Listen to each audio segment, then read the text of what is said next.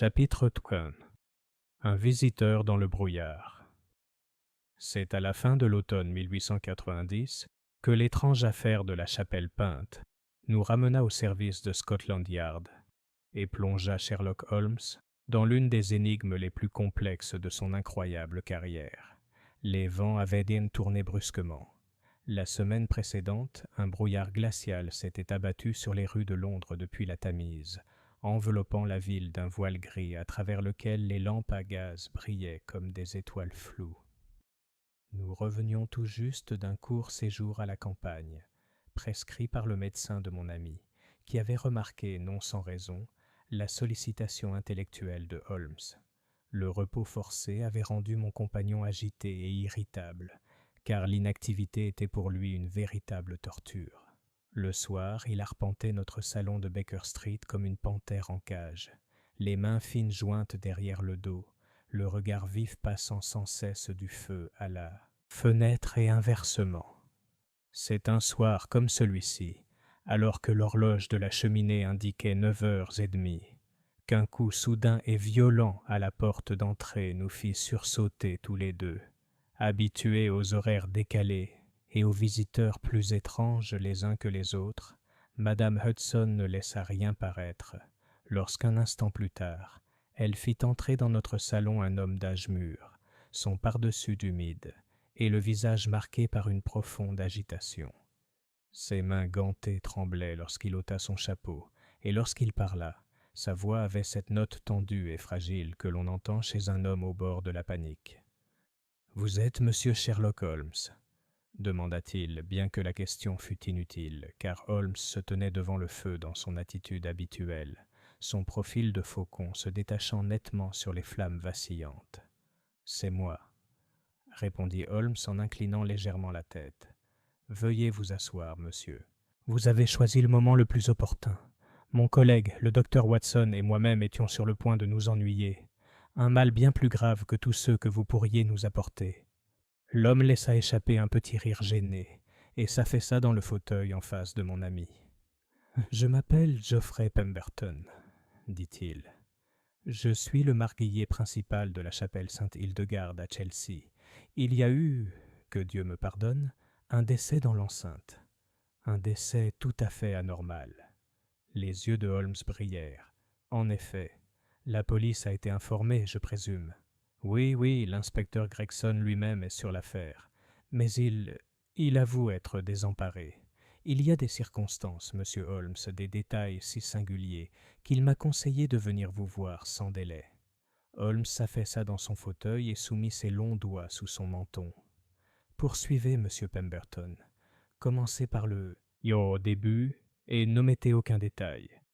C'est sur des broutilles que reposent les conclusions les plus graves. » Pemberton prit une longue inspiration, comme pour se calmer. Sainte-Hildegarde n'est pas une église paroissiale au sens ordinaire du terme. C'est une chapelle privée construite au XVIIe siècle et préservée pour ses remarquables fresques, les seuls exemples subsistant d'un maître italien peu connu. Depuis des décennies, la chapelle appartient à la famille Penaluric, bien qu'elle soit ouverte aux visiteurs certains jours. Hier soir, vers 19h, nous nous apprêtons à fermer lorsqu'un de nos sacristains a découvert le corps.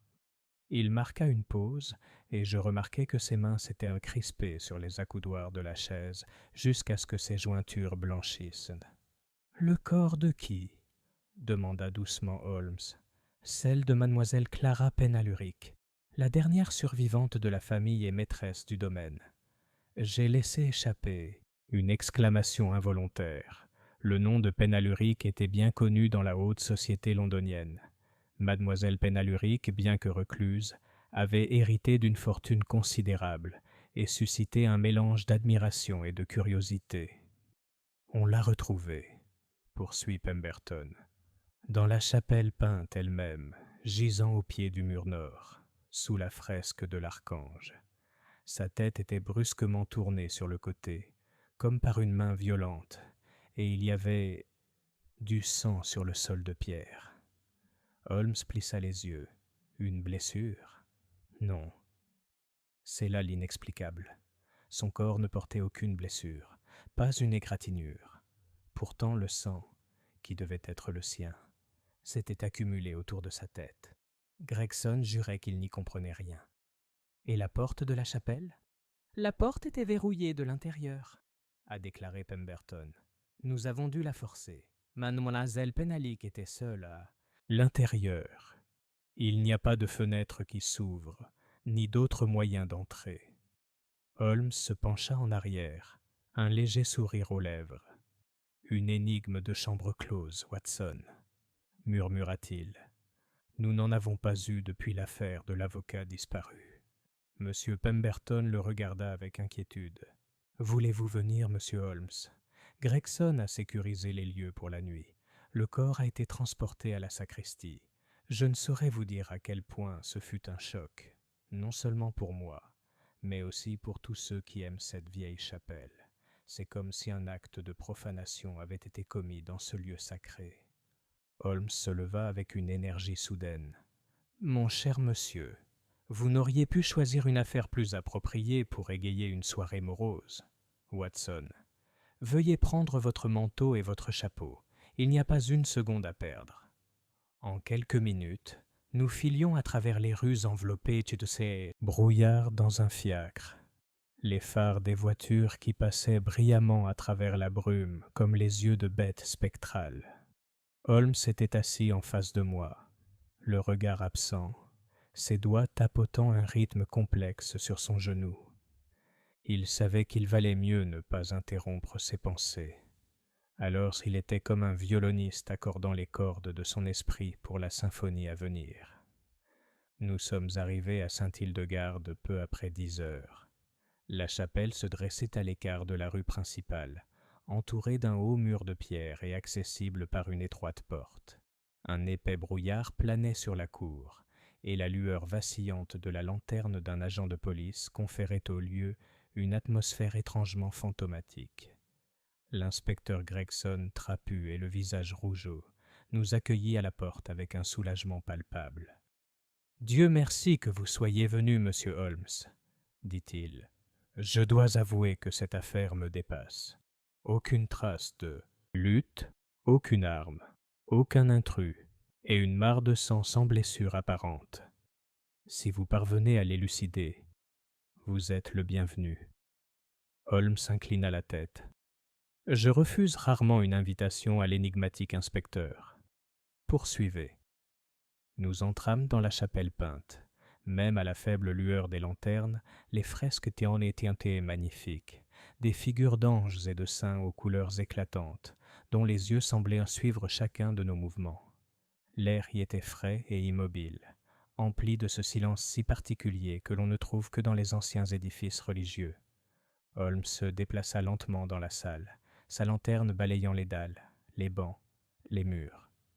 Il s'arrêta devant le mur nord, où une tache sombre ternissait la pierre claire. « Ici, » dit Gregson en montrant du doigt, « c'est là qu'on l'a trouvé. » Holmes s'agenouilla, ses longs doigts effleurant la pierre. Il les porta à son nez et inspira délicatement. « Curieux, » murmura-t-il, « très curieux. » Il examina ensuite la porte, effleurant du bout des doigts le loquet et les charnières, puis les fenêtres, qui n'étaient en réalité que d'étroites fentes de vitrail, impossibles à franchir pour quiconque autre qu'un enfant. Tout ce temps, il ne dit rien, mais ses yeux se déplaçaient avec une précision rapide et incisive qui me rappelait le faucon repérant sa proie. Finalement, il se tourna vers Gregson. « Pas d'empreinte ? » « Personne d'autre que le sacristain qui l'a trouvé. Le sol est entièrement en pierre. » Holmes se redressa et regarda la fresque de l'archange. Il resta longtemps silencieux. Puis, avec ce ton soudain et décidé que je connaissais si bien, il dit « Watson, nous resterons ici un moment. Il y a quelque chose dans cette pièce qui parle, même si nous n'avons pas encore appris sa langue. » Ainsi commença le mystère de la chapelle peinte, une affaire qui allait se mettre à l'épreuve, même l'intellect prodigieux de Holmes, et révéler au final une vérité aussi surprenante que tragique. Chapitre 2. Le premier indice. Holmes avait cette façon de baisser les paupières jusqu'à ce que seul un mince éclat de ses yeux gris transparaissent en dessous, signe, comme je l'avais appris, que son esprit s'emballe dans quelques longs couloirs intérieurs, hors de portée du commun des mortels. Il se tenait ainsi devant le mur nord de la chapelle peinte, tandis que l'inspecteur et moi gardions un silence respectueux. La lumière de la lanterne tremblait sur la fresque de l'archange et transformait l'auréole dorée en une lune pâle et froide. Dehors, le brouillard s'agitait doucement contre les vitraux. À l'intérieur, nous semblions suspendus dans le vide. « Monsieur Pemberton, » dit enfin Holmes sans tourner la tête, « vous avez visité une imprimerie à Fleet Street cet après-midi et pris le thé dans une petite boutique à Holborn. Vous avez oublié votre parapluie et envoyé un garçon le chercher, mais il n'est jamais revenu. Vous avez reçu une lettre qui vous a bouleversé et vous l'avez déchirée en deux, en conservant un morceau dans la poche de votre gilet. Vous manquez actuellement d'argent, mais vous n'êtes pas sans ressources. » Pemberton sursauta comme si une main s'était posée sur son épaule. « Sur ma parole, monsieur Holmes. » Gregson laissa échapper un grognement d'approbation. « Il saura déceler le problème à partir d'un bouton mal cousu et d'une trace de souffle sur ton col, » me murmura-t-il. Holmes finit par nous faire face, un sourire à peine perceptible aux lèvres. La pâte d'encre d'imprimerie sur la manchette de M. Pemberton est de cette variété collante qu'on trouve dans une certaine maison de Fleet Street, dont les apprentis sont réputés pour leur négligence. Le thé... Eh bien, il y a une miette de petit pain au raisin dans la couture de son gant, aplatie et luisante à force de se frotter nerveusement. On a oublié le parapluie, car l'homme est trempé, et pourtant ses mains ne sont pas rougies par le gel. Il a marché sans protection dans le brouillard. Une cordelette de joueur de cornemuse, vous la voyez, accrochée au bouton de son manteau, trahit un messager réquisitionné. Quant à la lettre, le bord du papier dépasse de son gilet, déchiré grossièrement comme un document coupé en deux à la hâte. Et là, Holmes désigna le creux de la poche de notre visiteur. On perçoit le léger poids d'une bourse d'un souverain, aussi fine qu'un sermon. Un homme avec des responsabilités, mais peu d'argent pour les assumer. « Que Dieu me vienne en aide, » murmura Pemberton en rougissant douloureusement. « Vous me mettez en position de faiblesse, monsieur. C'est vrai sur tous les points. Mais cette demi-lettre, gardez-le, » dit Holmes d'un ton suave. « Vous pourriez en avoir besoin. La vérité comme le vin ne doit pas être servi avant l'heure. » Avec cette démonstration désinvolte qui rassura étrangement Pemberton comme un compliment, rassure un patient chancelant. Holmes se tourne de nouveau vers les dalles. Il se pencha et posa sa lanterne à hauteur du sol. La tache sombre et irrégulière près du mur nord luisait d'un éclat terne, comme si la pierre elle-même avait exsudé une sécrétion involontaire. Il la toucha du bout des doigts et les porta de nouveau à ses narines fines. « Inspecteur, » demanda-t-il, « vous dites qu'il n'y a pas de blessure sur le défunt ?»« Rien trouvé lors de la première fouille, » répondit Gregson. « Nous avons fait venir le docteur Maitland pour un examen approfondi à Scotland Yard. Mais je parie une guinée qu'il constatera la même chose. Pas la moindre égratignure. »« Ah !» Le ton de Holmes n'exprimait ni croyance ni incrédulité. Et la porte. Verrouillée de l'intérieur, la clé était sur la serrure. « répondit Gregson, « nous avons dû la forcer. » Le regard de Holmes se porta sur le portail en chêne, où un panneau brisé témoignait de son passé difficile. Les gonds n'ont pas été tirés, la serrure n'a pas été actionnée. La clé était dans la salle au moment de votre entrée. C'était. Très bien. Monsieur Pemberton, qui avait accès à la chapelle ce soir? Personne, répondit Pemberton avec sérieux. Nous avons fermé le parc à 6h30. Mademoiselle Penaluric elle-même avait demandé à rester un peu dans la chapelle peinte. C'était son habitude. Elle l'adorait par-dessus tout. « Vous l'adorez ?» demanda Holmes avec la courtoisie détachée qu'il pouvait déployer à volonté. « Nous l'admirions tous, » répondit-on avec une sincérité touchante. Mademoiselle Penaluric gérait la chapelle comme on gère un héritage familial. Son père est décédé il y a 10 ans, sa mère encore plus tôt. Elle seule l'a préservé du vandalisme et des restaurations négligentes. Ah, dit Holmes, restauration négligente. Craignez-vous de telles choses? En effet, répondit Pemberton, les fresques sont exceptionnelles. Il y a 3 ans, nous avons fait appel à un restaurateur italien qui a failli convaincre la famille d'autoriser des retouches, c'est-à-dire une nouvelle peinture. Mademoiselle Penaluric l'a congédié et a refusé toute autre proposition. Nous nous sommes contentés de nettoyer les vitraux et de veiller à ce que les murs restent secs. Holmes leva sa lampe vers le visage peint de l'archange. La lumière glissa sur un délicat réseau de fines craquelures et sur la légère patine du temps qui recouvrait les couleurs comme un voile infiniment léger. « Quelle retenue exquise !» murmura-t-il, puis d'un ton plus vif. « Inspecteur, nous ne vous retiendrons pas longtemps. Monsieur Pemberton nous présentera demain votre sacristain et les personnes qui connaissent le mieux les usages de la chapelle. Les gardiens, les guides, tous ceux qui détiennent les clés. En attendant, je vous prie de ne pas toucher aux dalles du mur nord. Vous pouvez déplacer le corps là où la décence et le règlement l'exigent, le sol non. » Gregson acquiesça. « C'est fait. Et vous, monsieur Holmes, quelle était votre première impression ?» Les lèvres de Holmes s'étirèrent en un sourire. « Je n'ai aucune idée, inspecteur, seulement des observations. Demain, si la Providence est clémente, elles se transformeront en idées. Nous avons laissé de côté les formalités de ces scènes. Tandis que notre taxi s'éloignait en cahotant dans la nuit humide de Londres, j'observais le profil de Holmes se détachant sur la lueur vacillante des réverbères. Un profil net, ascétique et terriblement vivant.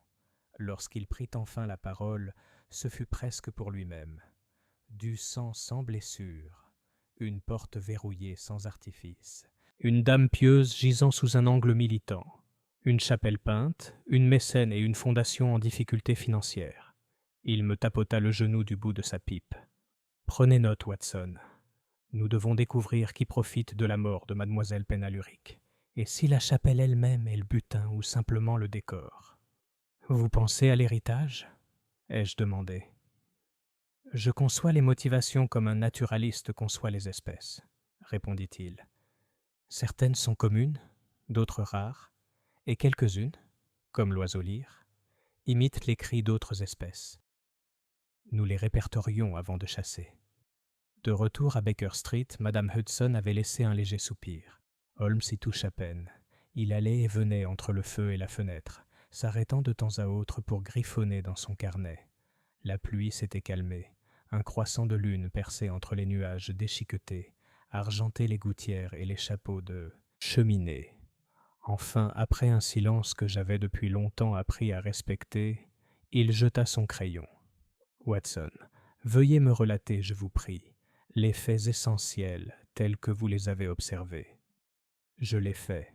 Le moment, le lieu, la posture du corps, l'absence de blessure, la flaque sur la pierre, les fenêtres intactes, la porte brisée, l'agitation de Pemberton, la perplexité de Gregson. « Excellent, » dit Holmes. « Et maintenant, les articles non essentiels. »« Quoi ?» ?»« Ces broutilles qui, plus tard, prendront des allures de cathédrale, » dit-il en souriant. « Vous n'avez rien senti à l'odeur ? Pas l'encens, je ne parle pas de ça, mais une légère odeur métallique. Le vent d'Est a ce goût-là en janvier, et pourtant il n'y avait pas un souffle d'air à l'intérieur, ni le léger reflet granuleux sur le bord extérieur de la tache. Vous ne l'avez pas remarqué ? C'est tout à fait normal. Je ne demande pas des faucons, quand la Providence m'a donné un chien. »« Je m'en indigne, Holmes, » protestai-je doucement. « Un vrai chien. Un chien est fidèle et courageux, » répondit-il avec cette rare chaleur qui rendait ses plaisanteries supportables. « Je ne dormirai pas. Mais toi, mon cher ami, dors. Demain sera un jour de petits pas et de longues ombres. Nous devons suivre les deux. J'avoue que je n'ai pas trouvé le sommeil tout de suite. Quelque chose dans la beauté solennelle de cette vieille chapelle m'avait troublé. Et la pensée de mademoiselle Penaluric, jeune, dévouée, allongée la joue contre la pierre sous l'épée levée, me revenait sans cesse. Vers le matin, je sombrai dans une somnolence agitée, dont le violon de Holmes me tira. C'était une musique légère, enjoué et subtil comme la lumière du soleil sur un verre, qui s'interrompit brusquement lorsque j'entrai dans le salon. « Tu as tes bottes, Watson ? Parfait. Gregson a envoyé un mot. L'autopsie aura lieu à 11 heures. Avant cela, nous irons faire un tour à Tite Street. » Rue Tite, une colonie d'artistes, dit Holmes, où la peinture est vénérée et où les secrets sèchent lentement. Nous nous sommes rapidement mis en route. Le matin se leva gris-père l'effroi. Une fine pellicule d'humidité de la nuit précédente recouvrait les pavés.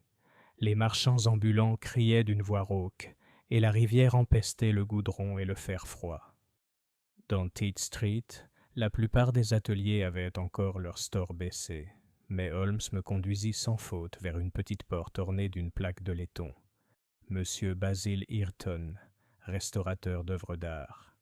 Un homme mince et précis, rasé de près et maigre comme un clou, nous reçoit dans une pièce qui sentait le vinaigre et l'huile.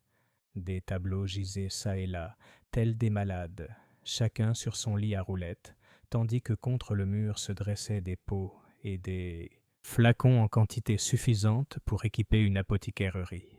« Ireton, » dit Holmes en guise d'introduction, « vous avez établi, il y a 3 ans, un devis pour le nettoyage des fresques de la chapelle Sainte-Hildegarde. » Le regard du restaurateur s'est brouillé.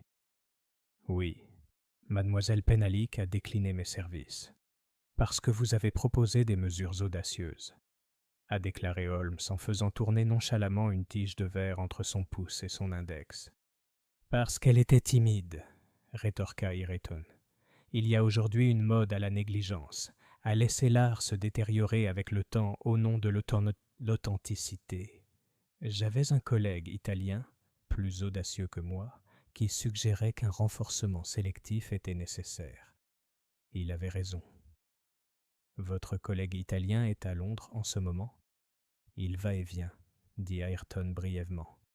Je ne peux pas répondre à sa place. Son nom ? Monsieur Carlo Venafro. Les yeux de Holmes s'illuminèrent. Et vous vous êtes disputé avec lui. Les lèvres de Ayrton se lancent. Nous étions en désaccord sur les solvants. Les solvants, c'est comme la politique pour vous, messieurs, remarqua Holmes. Vous êtes prêts à verser le sang pour eux. Il souleva la baguette et la reposa. Étiez-vous à Sainte-Hildegarde hier ? Non. Vous mentez, dit Holmes sans méchanceté comme un médecin corrigeait un enfant. La craie jaune sur votre poignet est de celle qu'utilise le sacristain de Sainte-Hildegarde pour marquer les bancs avant la fête. Elle laisse une trace grasse qu'aucun artiste de votre goût ne tolérerait, à moins qu'elle n'ait été acquise ce matin même, avant que vous ne commenciez à travailler. Les narines de Ireton se dilatèrent, puis, à ma grande surprise, il s'affaisse légèrement. « Très bien, » dit-il, « j'y suis allé. » Mademoiselle Penalurique me l'a envoyé. Elle souhaitait savoir, hypothétiquement, disait-elle, quel serait le résultat d'un léger nettoyage du mur nord, où une pruine était apparue récemment. Je lui ai dit qu'il ne fallait surtout pas y toucher sans l'avoir examiné. « À quelle heure cela s'est-il passé ?» demanda Holmes. « Un peu après 5 heures. » Et elle était seule ? Seule. « Merci. » Holmes lui tendit la main avec cette même courtoisie insondable. « Vous nous avez été utile.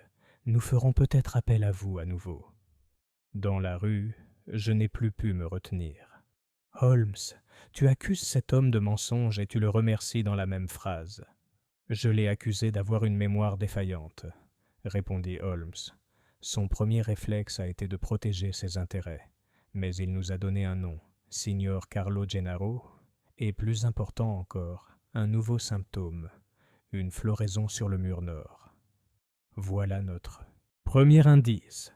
Watson. Une floraison ? Un léger voile, comme si du sel ou une autre substance s'était infiltré à travers la peinture, répondit Holmes.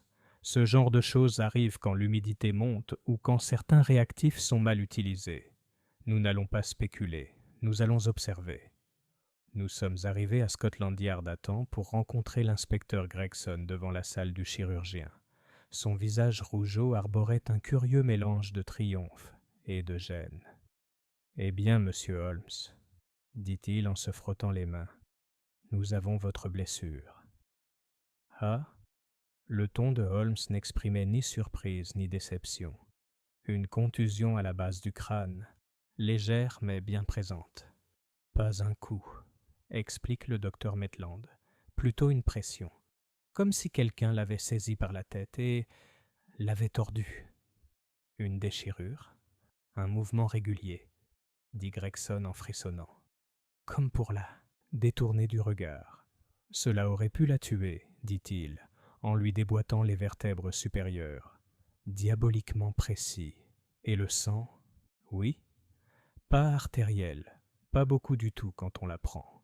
Maitland dit qu'elle était mixte. Avec quoi ? Demanda Holmes. Avec un produit qui tâche de cette façon, a admis Gregson. Je vais faire appel à des chimistes. Le regard de Holmes s'était voilé. Faites-le. En attendant, l'inspecteur m'a autorisé à emprunter un agent pendant 1 heure à la chapelle. J'ai une expérience à mener. Quelle expérience ? Demandai-je lorsque Gregson fut parti l'organiser. La plus simple du monde, répondit Holmes. Nous allons demander à un mur de nous dire ce qu'il a subi. Et où est-ce que j'interviens ? À votre place habituelle, mon cher ami, répondit-il en me tapotant l'épaule, comme témoin et chroniqueur. Vous resterez à l'écart et ne verrez rien. Et plus tard, vous écrirez que j'ai tout vu. C'est la répartition des tâches la plus confortable. Et c'est ainsi que, avant midi ce jour-là, nous nous trouvâmes de nouveau sous le regard grave de l'archange, accompagnés d'un agent de la cour, d'un fil de fer, de 2 lanternes et d'un paquet de petites enveloppes semblables à celles qu'emploie Holmes lorsqu'il voulait emprisonner une poussière comme on emprisonne un criminel. Il me fit tenir la lampe près de la pierre tandis que lui, avec une infinie délicatesse, grattait le bord même de la tache noire sur le dais. Il scella les traces, huma l'air, parcourut la chapelle en longueur, et enfin s'arrêta sous le linteau de la porte et rit doucement, comme un homme qui entend les premières notes d'un air familier. « Watson, dit-il, notre affaire commence à ressembler à un palimpseste. Quelqu'un a écrit par-dessus un texte plus ancien, mais les lettres d'origine transparaissent. Venez, l'après-midi est consacré au entretien. Nous rencontrerons le sacristain, la gouvernante et tous ceux qui ont prié avec trop d'ardeur en ce lieu. Le premier indice est une fleur, et les fleurs ont besoin d'un jardinier. Vous pensez donc ? Je ne pense à rien, l'interrompit-il, les yeux brillants. Je vois seulement que la chapelle peinte est à la fois victime et témoin, et que quelque part entre l'épée de l'archange et la dalle du mur nord se trouve une main qui a déjà foulé ce sol. Allons la trouver. Il balaya une dernière fois du regard cette pièce solennelle, et un instant j'imaginais presque que la silhouette ailée au-dessus de nous, l'âme dégainée et d'une sérénité terrible, hochait la tête, comme une sentinelle saluerait la relève. Puis Holmes fit volte-face, le constable le suivit, et moi, fidèle chien s'il me faut être un limier, je l'ai suivi dans la lumière grise de Londres. Bien sûr, poursuivons ce mystère à épisodes au chapitre 3, suivant le style classique de Conan Doyle, approfondissant l'enquête sur les lieux du crime et présentant notre premier suspect potentiel. Chapitre 3. Le témoignage du sacristain. Le lendemain après-midi, Holmes, l'inspecteur Gregson et moi-même nous trouvâmes de nouveau à la chapelle Sainte-Hildegarde. Le brouillard s'était quelque peu dissipé, dévoilant un ciel d'automne pâle strié de faibles rayons de soleil, mais à l'intérieur des hauts murs de pierre, l'air demeurait froid et immobile, comme si le lieu retenait la brume à lui seul. Holmes semblait de très bonne humeur, avec cette vivacité féline qui annonçait toujours une énigme digne de son attention. Ses yeux brillaient, et il portait sous le bras un petit étui en cuir qui, je le reconnais, contenait une partie de son matériel chimique le plus délicat.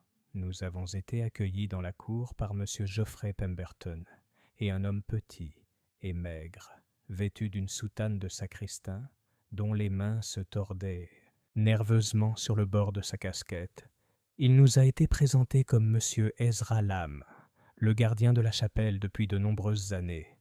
Je travaille à Sainte-Hildegarde depuis près de 20 ans, monsieur, dit-il en hochant respectueusement la tête. J'ouvre les portes à l'aube et je les ferme au crépuscule, sans faute. Holmes le regarda attentivement. Et c'est vous qui avez découvert le corps de mademoiselle Penhalick ? Oui, monsieur. J'étais venu m'assurer que tout était en ordre avant de partir. La jeune femme restait souvent pour prier ou se ressourcer dans le calme, et j'attendais toujours qu'elle parte. Mais cette fois-ci, elle n'est pas sortie. « À quelle heure cela s'est-il passé ?» demanda Holmes. « Vers 7 heures, monsieur. Il faisait déjà nuit noire. » « Décrivez ce que vous avez vu en entrant dans la chapelle. » L'âme déglutit. « La porte était verrouillée de l'intérieur, monsieur, ce qui m'a paru étrange, car mademoiselle Penhallurick la laissait toujours ouverte pour moi. J'ai frappé 2 fois, et comme il n'y avait pas de réponse, j'ai appelé. Alors j'ai pris la clé de secours que nous gardons dans la sacristie, mais à vrai dire, elle ne sert pas grand-chose quand la clé est restée dans la serrure. Finalement, j'ai dû demander au jardinier de m'aider à forcer le panneau et à passer la main. Et puis, elle était là, monsieur, sur les pierres, au pied de l'archange. Sa tête était tournée sur le côté, ses mains jointes comme endormies, mais... » Il s'interrompit, et son regard se posa sur les dalles. « Il y avait du sang, monsieur, plus que je n'en avais jamais vu dans ce lieu sacré. » Holmes écouta sans l'interrompre, son regard ne quittant jamais le visage de l'homme. Puis il demanda très doucement : « Avez-vous touché quelque chose ? » ?»« Non, monsieur, juste pour m'agenouiller près d'elle, mais elle était partie. »« Définitivement partie. J'ai couru jusqu'au portail chercher monsieur Pemberton et la police. » Holmes s'écarta et s'agenouilla de nouveau contre le mur nord, examinant la tache sombre avec l'intense concentration d'un homme déchiffrant une écriture inconnue. Il ouvrit son étui et en sortit un petit flacon de verre dans lequel il déposa soigneusement quelques fragments supplémentaires du léger résidu granuleux qu'il avait remarqué la veille. Gregson, debout derrière lui, renifla avec impatience. « Je ne sais pas à quoi cela vous servira, Holmes.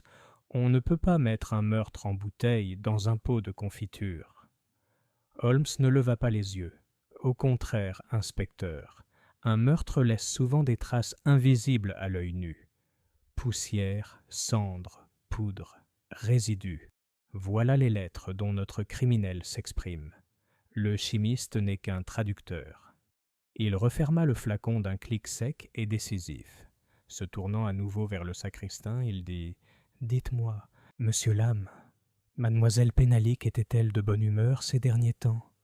L'homme hésita. « Elle était discrète, monsieur. Toujours polie, toujours aimable, mais peu bavarde. Ces derniers temps, cependant, elle semblait troublée. 2 soirs avant sa mort, je l'ai trouvée assise seule, longtemps après la fermeture, le regard tourné vers l'archange comme si elle attendait une réponse. Quand je me suis approché, elle a sursauté comme au réveil d'un rêve. Et s'est-elle confiée à vous ? Non, monsieur, mais elle a demandé si quelqu'un s'était rendu dans la chapelle après les heures d'ouverture. Les sourcils de Holmes se sont légèrement haussés. Y en avait-il ? Je lui ai dit non. À ma connaissance, monsieur, personne d'autre qu'elle. Monsieur Pemberton et moi ne possédons la clé. À moins que quelqu'un n'en ait fait une copie. Connaissez-vous quelqu'un qui lui voudrait du mal ? L'âme fit le signe de croix. Non, monsieur. C'était une bonne dame. Holmes se détourna, son regard parcourant une dernière fois les murs peints, les bancs et le sol de pierre. Puis il me fit signe de le suivre jusqu'à la sacristie, où il examina avec une méticulosité extrême le mécanisme de verrouillage intérieur. « Vous comprenez, Watson, dit-il enfin, la difficulté de notre situation. Nous avons une chambre verrouillée, une mort sans blessure visible, et un résidu qui pourrait bien être le seul témoin véridique, dans un lieu où toutes les langues humaines expriment la confusion. Vous soupçonnez, monsieur Lam ? Ai-je demandé à voix basse. Suspect ? Je soupçonne tout le monde, mon cher ami. jusqu'à ce que leur innocence soit prouvée avec autant de conviction que la culpabilité d'autrui. L'âme est nerveux, mais pas, je crois, fourbe. Il nous a parlé du malaise de mademoiselle Penaluric, un malaise qui laisse penser qu'elle a perçu une atteinte à son intimité avant cette nuit fatale. C'est significatif. À ce moment-là, l'inspecteur Gregson nous rejoint, une bouffée de pipe à la main. Nous avons mené l'enquête, monsieur Holmes. Personne d'étranger n'a été aperçu près de la chapelle hier soir. Le gardien n'a rien entendu d'inhabituel. S'il s'agit d'un meurtre, il est discret. Holmes esquissa un sourire. Les meurtres les plus discrets laissent souvent les échos les plus retentissants, inspecteur. Nous n'avons pas encore suffisamment écouté.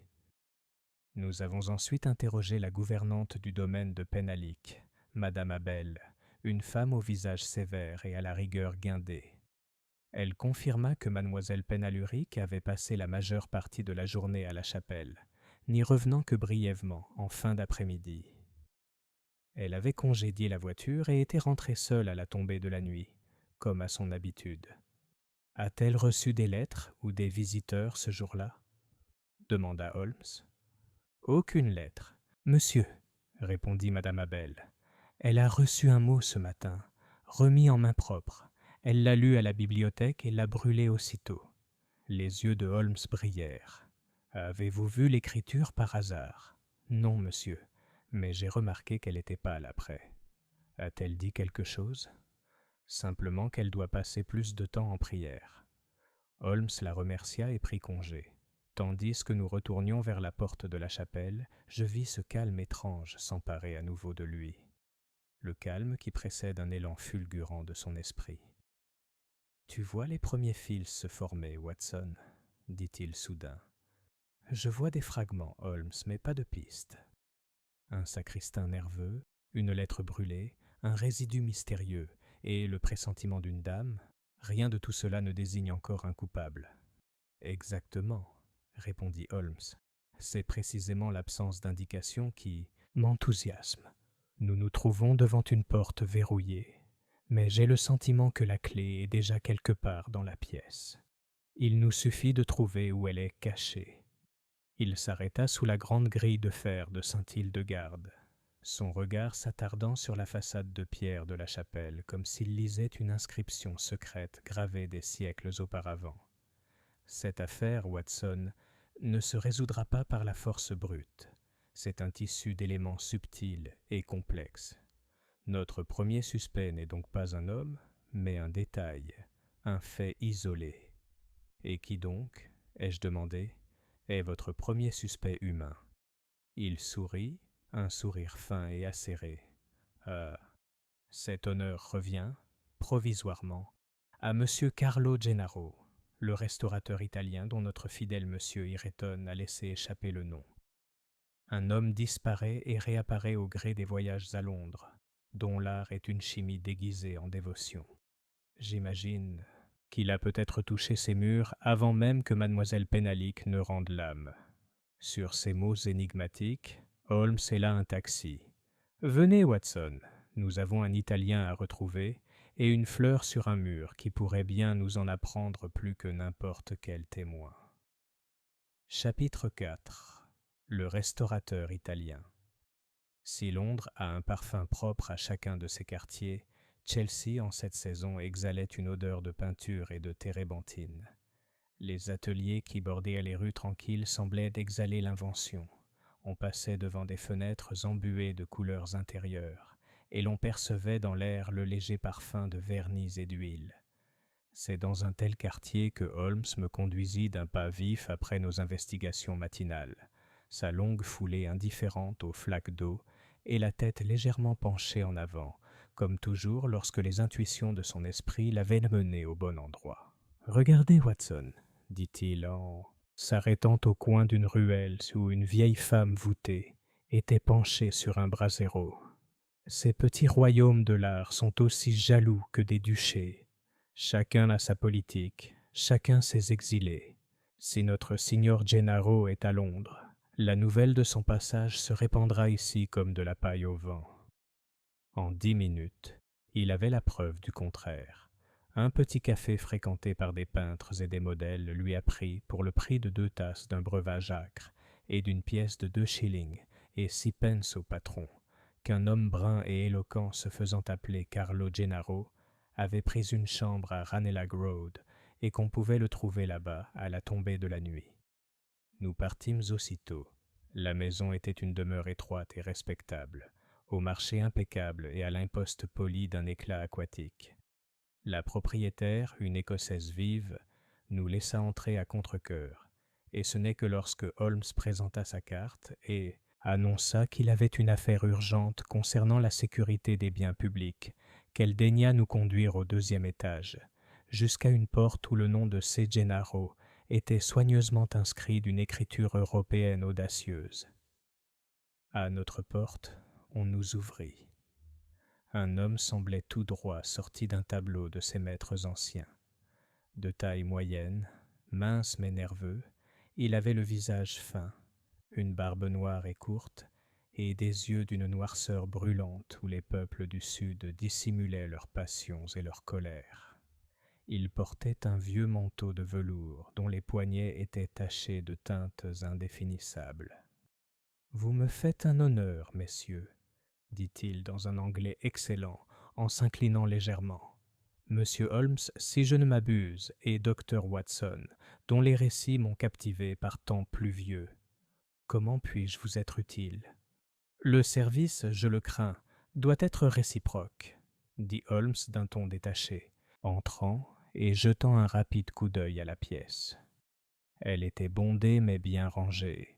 Des pots étaient alignés sur une étagère, des pinceaux disposés avec la précision d'un soldat, et sur un chevalet près de la fenêtre reposait, non pas un tableau, mais un carré de plâtre, sur lequel Gennaro avait appliqué par de pâles lavis une copie soignée d'un fragment.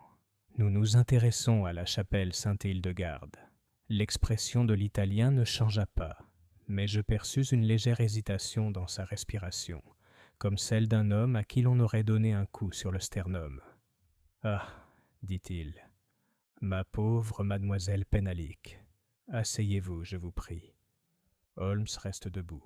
« Vous connaissiez cette dame ? » ?»« Je la connaissais comme un médecin connaît un patient incurable, » répondit Gennaro d'un ton sec. « Il y a 3 ans, elle m'a permis d'examiner les fresques. Je lui ai dit que leur état était précaire. Elle a préféré suivre les conseils du conservatisme anglais. » Il leva la main.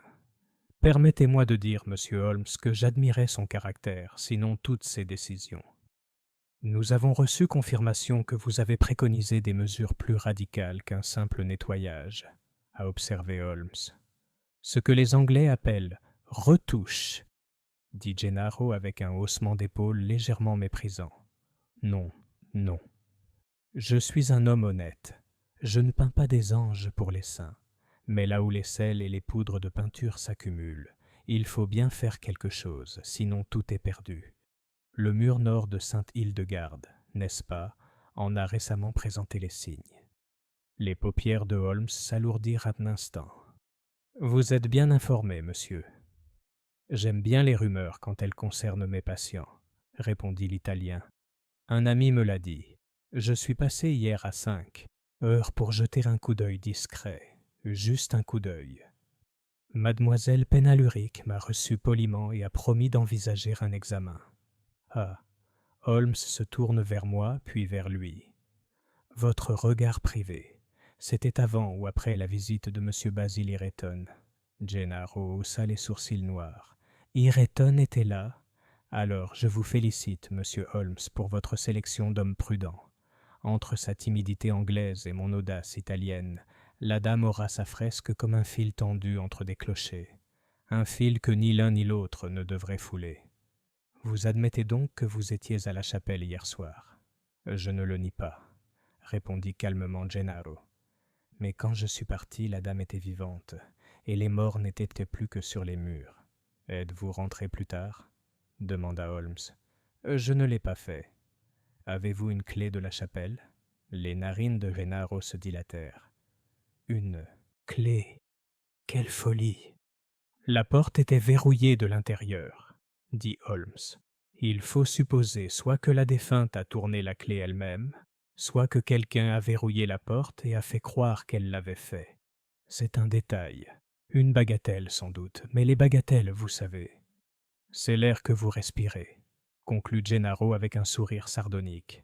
Non, monsieur, je n'ai pas la clé. Votre cher monsieur Pemberton préférerait la confier à un mendiant plutôt qu'à un étranger.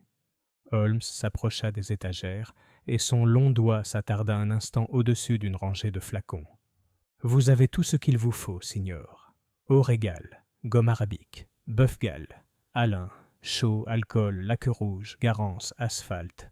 Ah, et voici un étranger, une petite fille sans étiquette. C'est de l'eau distillée, dit Gennaro d'un ton à la fois insouciant et attentif. Holmes ouvrit le tiroir d'une petite armoire. Et voici de la cire à cacheter, une lime, et... qu'est-ce que c'est? Une ébauche de clé en laiton, convenant peut-être à une serrure de salle d'attente à l'ancienne. Avant que l'Italien puisse répondre, un bruit de pas lourd et une voix rauque se firent entendre depuis le palier, que je reconnus avec des sentiments mitigés.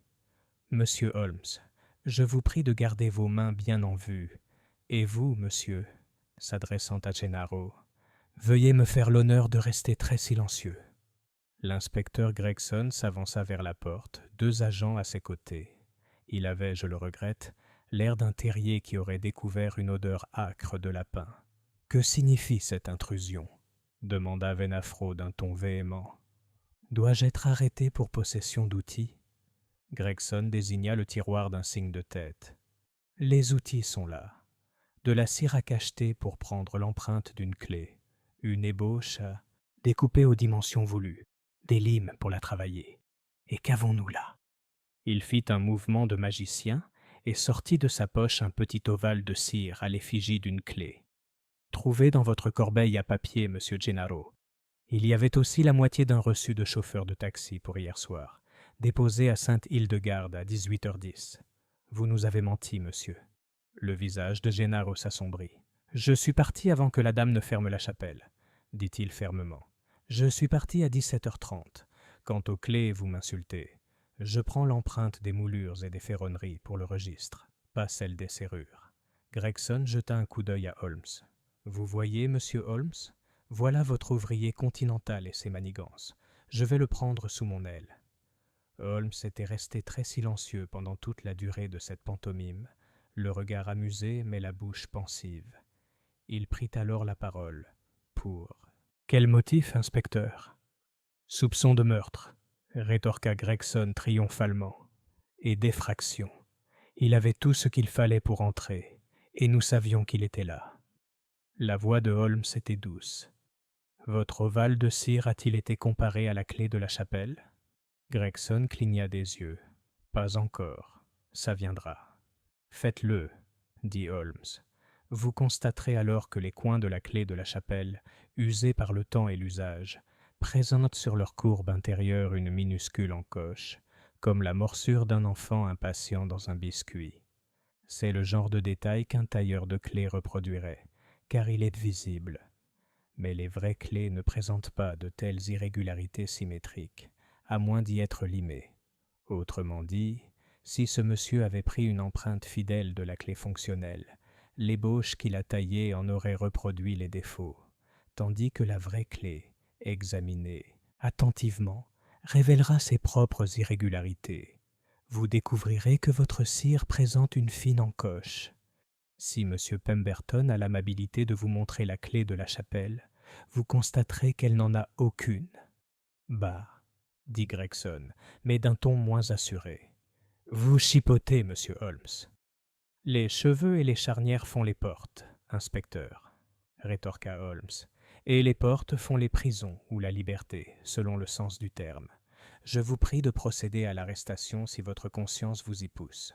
Je ne vous en empêcherai pas, si ce n'est pour remarquer que notre ami a les mains aussi propres que celles d'un restaurateur, et les manches sans la moindre trace de craie, contrairement à ce que laisse le bâton du sacristain.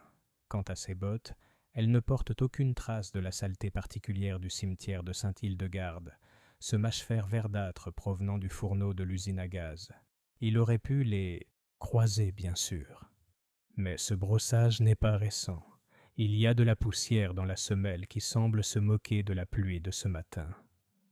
Gregson grommela, mais son instinct de terrier ne se laissa pas complètement intimider. « Vous viendrez avec moi, monsieur Gennaro, et vous répondrez aux questions. » Gennaro se redressa avec une dignité admirable. « Je suis à la disposition de la justice, » dit-il. « J'aurai besoin d'un avocat.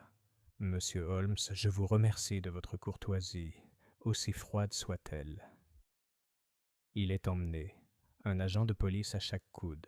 Holmes et moi le suivîmes jusqu'à la rue. Les yeux de la logeuse, qui scrutait par-dessus la balustrade comme les boutons d'un manteau mal cousu, suivaient notre cortège avec avidité. « Holmes, commençai-je, une fois sur le trottoir, vous le croyez innocent. »« La croyance, c'est pour les théologiens, » rétorqua-t-il en allumant une cigarette. « Je soupçonne qu'il n'est pas de notre côté. Il est sans scrupule sur le plan procédural, j'ose le dire, mais je ne perçois pas de violence chez lui. Il y a un tempérament qui tue par excès de zèle, et un autre par froideur. La zèle de Venaro est entièrement tournée vers un mur, pas vers une femme, alors qui... Patience, nous sommes toujours en train d'éliminer l'impossible.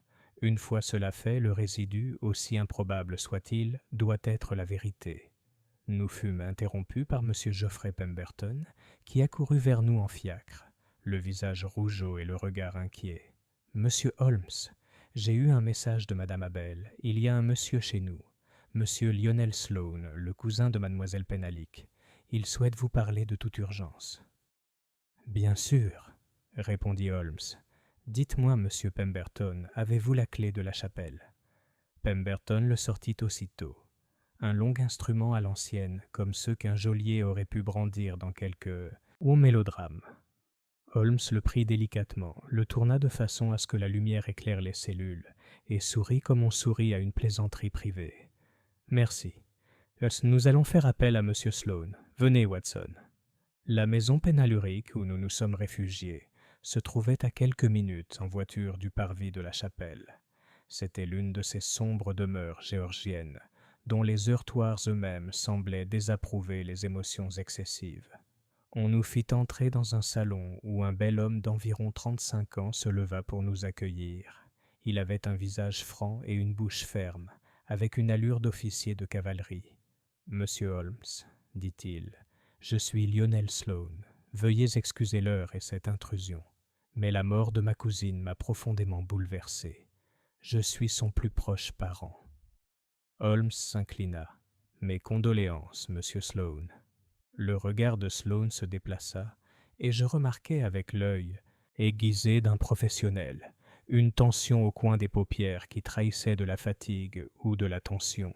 « Vous devrez vous renseigner sur nos affaires, » poursuivit-il précipitamment. « Vous n'avez pas le choix. Clara, mademoiselle Penalique, n'était pas sans ennemis, même si elle ne les appelait pas ainsi. Elle avait des prétendants qu'elle refusait. Elle avait des fermiers qu'elle tenait absolument à protéger de l'expulsion. Et surtout, elle s'obstinait au sujet de cette chapelle, ce qui la mettait à dos des hommes qui auraient pu tirer profit de la mise en valeur de ces terres. « Vous vous améliorez ?» murmura Holmes. « Transformez le site, » dit Sloane avec un geste d'impatience, « en une entreprise qui pourrait profiter au domaine. Il y a une société, un consortium, désireuse d'y construire une rangée de belles villas, le long du fleuve. La chapelle fait obstacle. Je ne dis pas « Dieu nous en préserve », que quiconque tuerait pour une telle chose. Mais je dis que cela a suscité des tensions. Le regard de Holmes s'aiguisa. « Vous-même, monsieur Sloane, où étiez-vous hier soir ?»« À mon club, » répondit-il sans hésiter. « Le United Service. Vous pouvez vous renseigner. Je suis parti à 11 heures. » « Merci. Une dernière petite question. Je vois que vous êtes un cavalier. On perçoit la légère trace d'un éperon sur le bas de votre pantalon. Voulez-vous dire que vous peignez aussi ?» Sloane laissa échapper un petit rire. « De la peinture ? Non, monsieur. J'ai déjà du mal à signer un chèque. » Le regard de Holmes se porta sur la cheminée, où reposait une petite boule de substance rougeâtre. mal emballée dans du papier. Il s'en approcha et, après quelques excuses, la déballa. À l'intérieur se trouvait un pot de couleur, comme ceux qu'utilisent les aquarellistes. Il le renifla et le remballe avec une apparente indifférence. « Je demande cela, » dit-il d'un ton doux, « car il s'agit de Garance rose de bonne qualité. Ce n'est pas un cosmétique féminin. On le voit rarement en dehors de la trousse d'un artiste. » Sloane coloriait. « La femme de chambre l'a découverte dans la bibliothèque de mademoiselle Penhalick, » dit-il. J'allais justement lui demander ce que pouvait bien être une telle bagatelle. Elle ne peignait jamais. Non, a déclaré Holmes. Elle ne l'a pas fait. Nous avons pris congé peu après. Dans le taxi, Holmes restait silencieux, le gâteau de Garance rose dans sa main gantée comme un juge tiendrait un sceau. Finalement, il dit « Watson, on s'enrichit de broutilles. Une fiole sans étiquette dans l'atelier d'un restaurateur. Une empreinte de cire qui flatte son original. Un coussin avec un alibi de club. Une maison dont le salon renferme un pigment sans peindre. Une chapelle où le sang n'est pas tout à fait du sang. Et toujours, comme un refrain, une fleur sur un mur. Lequel de Tsamiloanie ces mensonges dit la vérité? Je ne peux pas deviner, ai-je avoué. Moi non plus, pas encore, répondit-il. Mais je parie mon vieux revolver de service contre mon Stradivarius que notre affaire n'est pas une question de passion, mais de procédure. La main qui a tué mademoiselle Penhalick s'était exercée ailleurs. Il nous faut découvrir où. Il frappa sur le toit et donna une adresse au chauffeur. Gregson tient son homme pour la journée et va s'en mettre plein les poches. Qu'il le laisse faire. Nous irons à Fleet Street, puis dans un lieu de prière à heure fixe. À l'église ? D'abord, une imprimerie, dit Holmes. Je suis curieux de voir une demi-lettre que notre cher monsieur Pemberton conserve dans son gilet. Ensuite, nous retournerons à Saint-Hildegarde au coucher du soleil. Il y a une petite épreuve de cordes de cloche et de tirage que j'ai depuis longtemps envie d'essayer. Un test ? Une toute petite. Le genre qui fait beaucoup de bruit si on lui a menti. Sur ce, son expression redevenue calme et distante, Sherlock Holmes se laissa aller en arrière tandis que le fiacre s'engageait dans le flot de la circulation et que le gris après-midi londonien nous enveloppait comme les ailes d'un oiseau patient et vigilant. Chapitre 5. La floraison cachée. Ce même soir, tandis que les cloches de Saint-Hildegarde sonnaient à 6 heures à travers le brouillard qui se dissipait, Holmes et moi nous trouvions une fois de plus sous le regard vigilant de l'archange. La chapelle était déserte, à l'exception du gendarme de l'inspecteur Gregson posté devant le portail et de M. Pemberton, qui rôdait nerveusement près de la nef, les mains nouant le bord de son chapeau comme un chapelet. Holmes avait apporté avec lui un curieux assemblage d'instruments. Un morceau de corde de soie, 2 bougies, un fil à plomb, un bâton de craie et une petite lampe à alcool dont la flamme bleue projetait une lueur spectrale sur les pierres.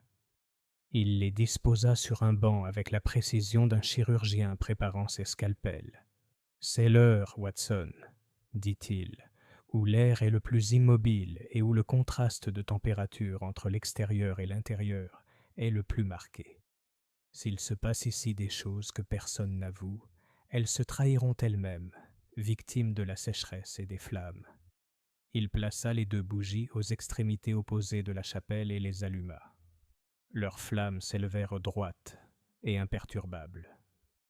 Puis, avec une délicatesse extrême, il tendit le cordon de soie de la porte jusqu'au mur nord, y suspendant de minuscules bandes de papier, semblables à des fanions, chacune découpée à la taille d'un timbre-poste. « Regardez, » dit-il simplement. Pendant plusieurs minutes, rien ne bougea. Puis, aussi faible que le souffle d'un enfant endormi, les bandes de tissu les plus proches de la fresque de l'archange frémirent 1 fois, 2 fois, comme si quelque chose d'invisible s'était glissé entre le mur et le sol. Une seconde plus tard, la flamme de la bougie la plus proche du mur vacilla légèrement. « s'exclama doucement Holmes, « la chapelle respire. » J'ai froncé les sourcils. « Vous voulez dire une sécheresse? Ce n'est pas une sécheresse, murmura-t-il. Un flux d'air. Il y a de l'air qui passe par une ouverture, minuscule mais constante, entre la nuit extérieure et l'intérieur. Si l'on savait par où il entre, on pourrait trouver par où un autre y entre avec lui. Il arpentait le mur nord, tapotant légèrement la pierre du pommeau de sa canne. Un son creux lui répondit près du pied de la fresque. Holmes s'accroupit et fit glisser ses doigts sur les dalles. Devant une dalle en particulier plus large que les autres, son expression se durcit. « Ce n'est pas original, » murmura-t-il. Watson tient la lampe. Je m'exécute tandis qu'il fait glisser la lame de son canif le long du bord de la pierre. À ma grande surprise, la dalle bougea légèrement sous la pression, révélant une fine fissure où la poussière s'était accumulée. Holmes y inséra le fil à plomb, le tira vers le haut, et dans un lent grincement de mortier ancien, la pierre se souleva d'un côté comme le couvercle d'un cercueil. En dessous s'ouvrait une étroite cavité, noire et froide. Pemberton laissa échapper une exclamation étranglée. « Bon Dieu !» Holmes pointe sa lanterne au-dessus de l'ouverture. « Un simple vide, » observa-t-il. « Peut-être un drain, peut-être quelque chose de plus ancien. Mais regardez ici, sous la pierre. » Je me suis penché plus près. Sur la surface rugueuse se trouvait une curieuse décoloration, une tache rougeâtre recouverte d'une efflorescence cristalline, scintillant légèrement à la lumière de la lampe comme du givre. « C'est la même substance que celle qui se trouve sur le sol, » dit Holmes. « Mais ici, elle reste intacte. Watson, qu'en pensez-vous » J'ai secoué la tête. « On dirait de l'efflorescence, du sel qui remonte à travers la pierre humide. Mais le rouge, exactement, dit-il avec une satisfaction tranquille. C'est bien une efflorescence, mais avec un mélange. On a appliqué ici une préparation quelconque, et noté l'emplacement, juste en dessous de l'endroit où reposait la tête de mademoiselle Penalic. » Il s'abaissa jusqu'à ce que ses yeux perçants soient à la hauteur du bord de la cavité. « Il y a de la poussière, oui, mais aussi autre chose. » Il plongea la main dans l'obscurité et en retira un petit morceau de papier plié, à demi raidi par l'humidité. Déplié, il révéla un fragment de feuille imprimée. L'encre bave, mais les caractères encore lisibles. Holmes lut à haute voix. « À retirer discrètement. Le paiement interviendra après la livraison de l'objet. Aucun retard ne sera toléré. » Il n'y avait pas de signature, seulement le bord déchiré de ce qui semblait être un en-tête de lettres. T. & Fields, Fleet Street. Les yeux de Holmes s'illuminèrent. Encore Fleet Street, les imprimeurs. La lettre déchirée de Pemberton en est la moitié. Et notez la formulation, Watson. Retirez discrètement. Livraison de l'objet. Cela ne parle pas de meurtre, mais de vol. Pemberton s'avança, pâle. Un vol ? De quoi ? Voilà ce que nous devons apprendre, dit Holmes. Mais réfléchissez, monsieur Pemberton. La chapelle Sainte-Hildegarde est remarquable avant tout pour ses fresques. Or, celles-ci sont fixées au mur. Que pourrait-on donc enlever discrètement ? Certainement pas les murs eux-mêmes, à moins qu'un homme ait appris à plier la pierre comme du lin. Il tapota légèrement la fresque. Le son résonna sourdement et fermement. Non, le tableau est toujours là, mais en dessous, ou derrière, il se peut qu'il y ait plus que de la peinture de la dévotion. Nombre de chapelles dissimulent des reliquaires, des dépôts, les ossements de saints ou les trésors de mécènes. Les ancêtres de mademoiselle Penalic appartenaient à une époque romantique.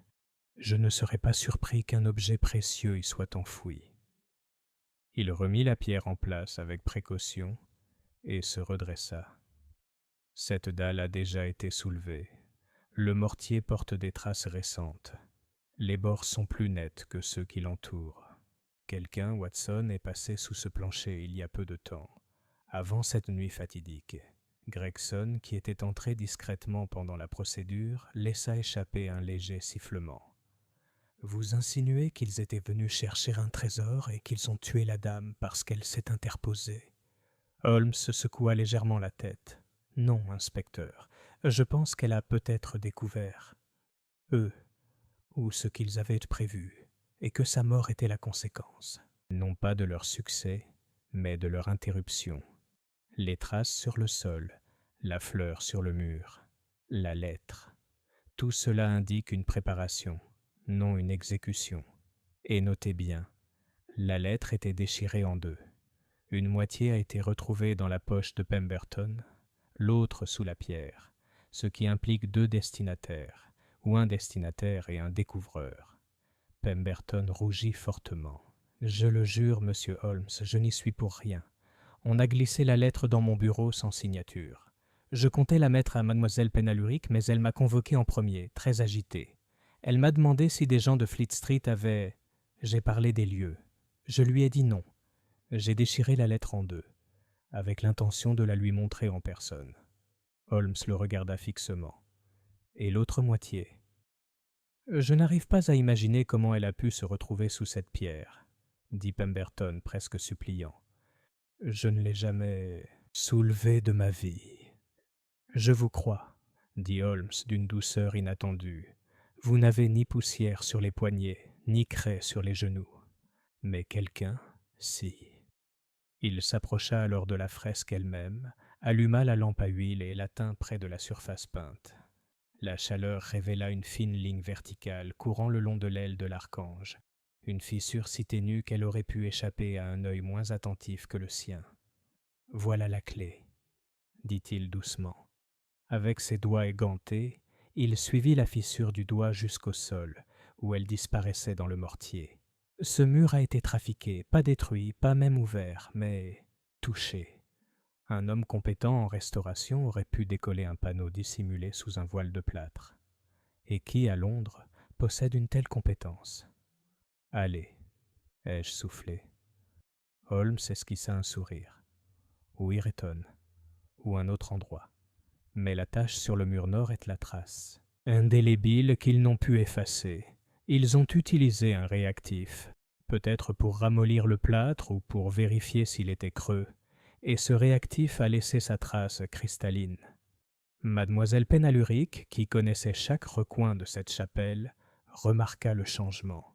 Elle fait venir Vénéro pour s'enquérir de la situation. Elle brûla la lettre lorsque son contenu l'alarme. Elle vint seule au crépuscule pour prier, et peut-être aussi pour veiller. Il recula, observant la chapelle avec une sorte de respect silencieux qu'il réservait aux crimes vraiment complexes. Ils sont revenus. Qu'elle les ait surpris ou non, elle est morte ici. Ne pouvant risquer d'être découverts, ils ont verrouillé la porte et se sont enfuis par le seul autre moyen. « D'autres moyens » demanda Gregson, incrédule. Holmes désigna le courant d'air qui avait révélé la présence de la cavité cachée. « Il y a un accès sous cette chapelle, un passage, peut-être une crypte oubliée, peut-être un ancien canal d'évacuation des eaux vers la rivière. Le souffle d'air nous indique qu'il communique avec l'extérieur. Si quelqu'un voulait partir sans être vu, il pourrait soulever la pierre, se glisser en dessous et disparaître dans la nuit, la porte restant verrouillée. » Le visage rougeau de Gregson s'illumina.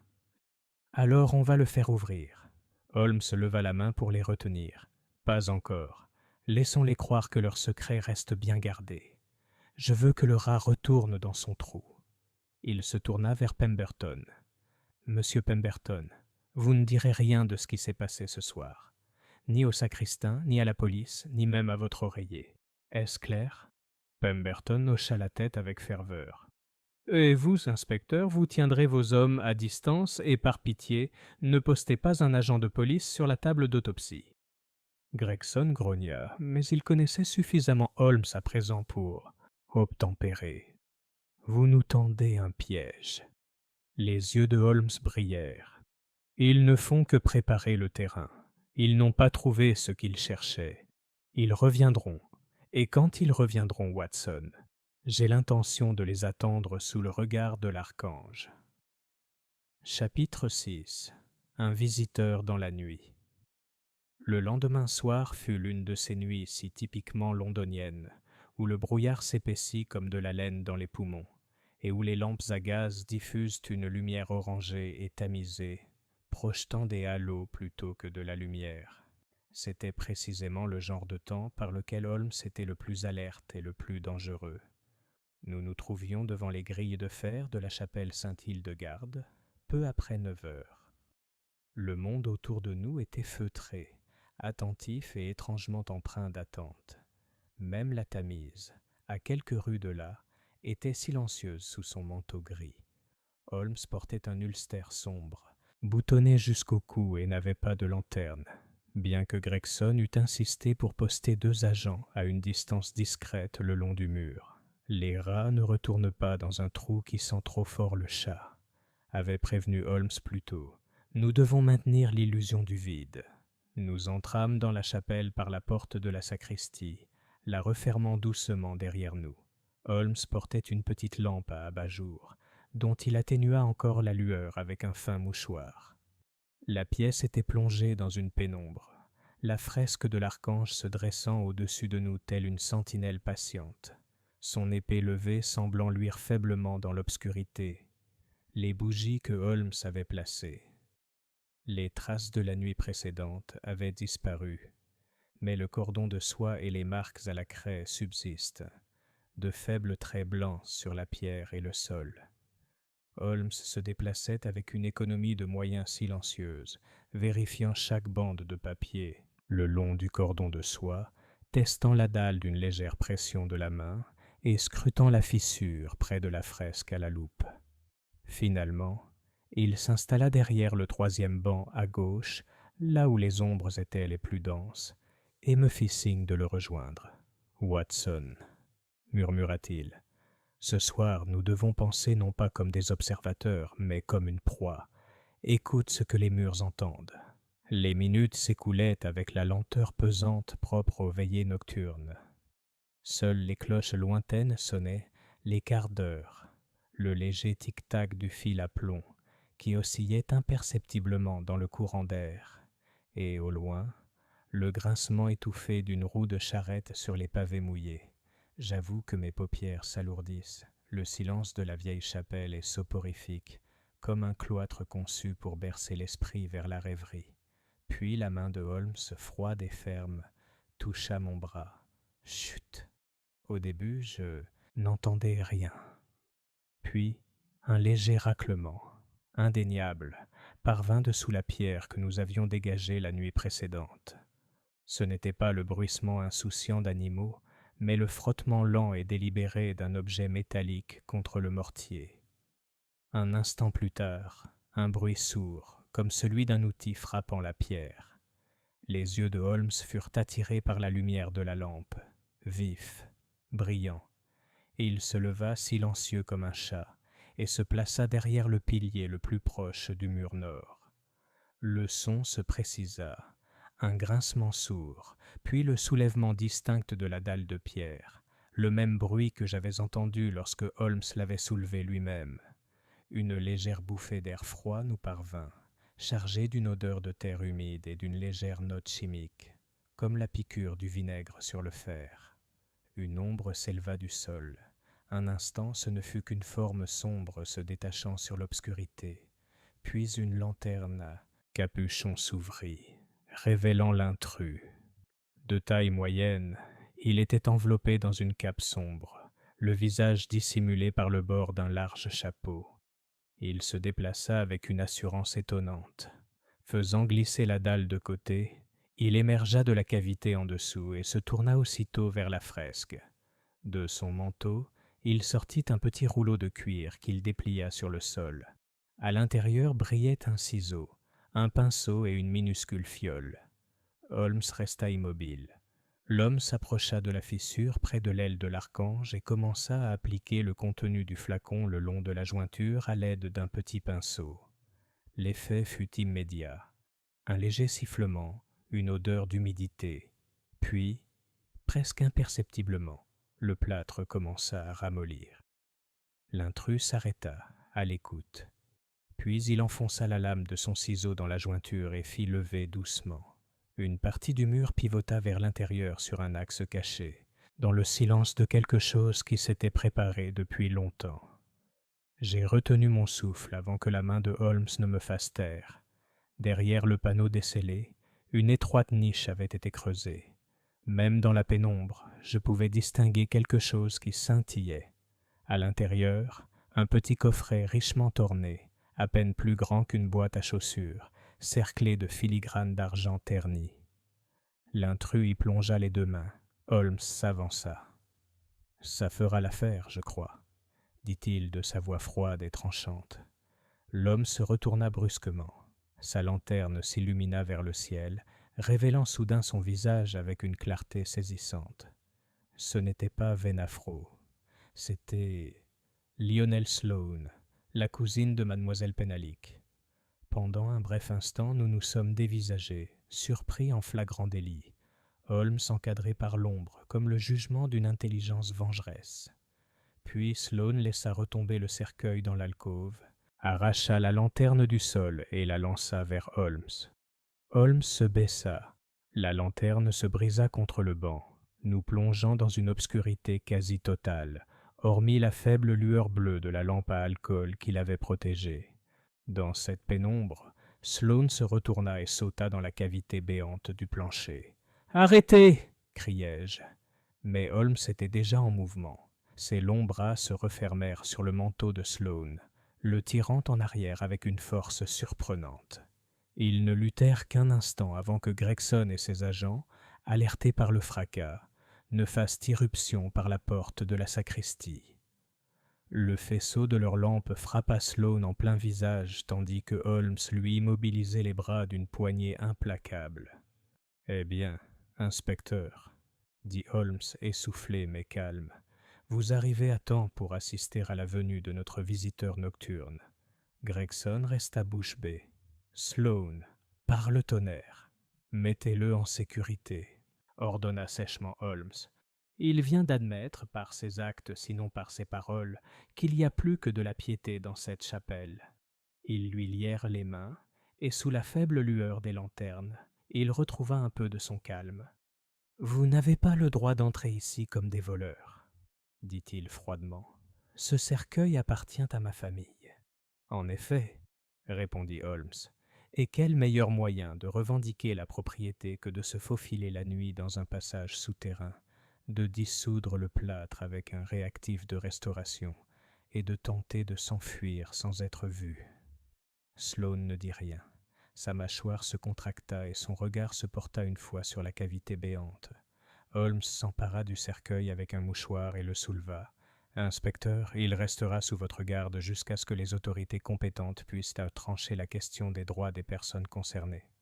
Pour l'instant, il fait office de pièce à conviction. » Gregson hocha la tête, visiblement ravi d'avoir un suspect aristocrate au fer. « Voilà qui est de mieux, » murmura-t-il. Holmes lui lança un regard légèrement ironique. « Je vous prie de ne pas crier victoire trop vite, inspecteur.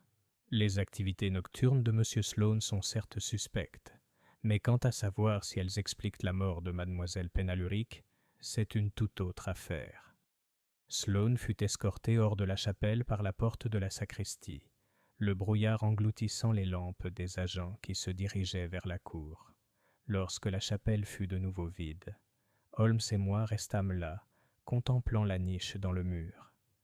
À l'intérieur, de faibles traces de la même effusion cristalline scintillent sur les bords, preuve que le même réactif avait été utilisé auparavant. « Holmes, dis-je, si Sloane a cherché à voler le cercueil, c'est sûrement lui le coupable. Elle a dû le surprendre.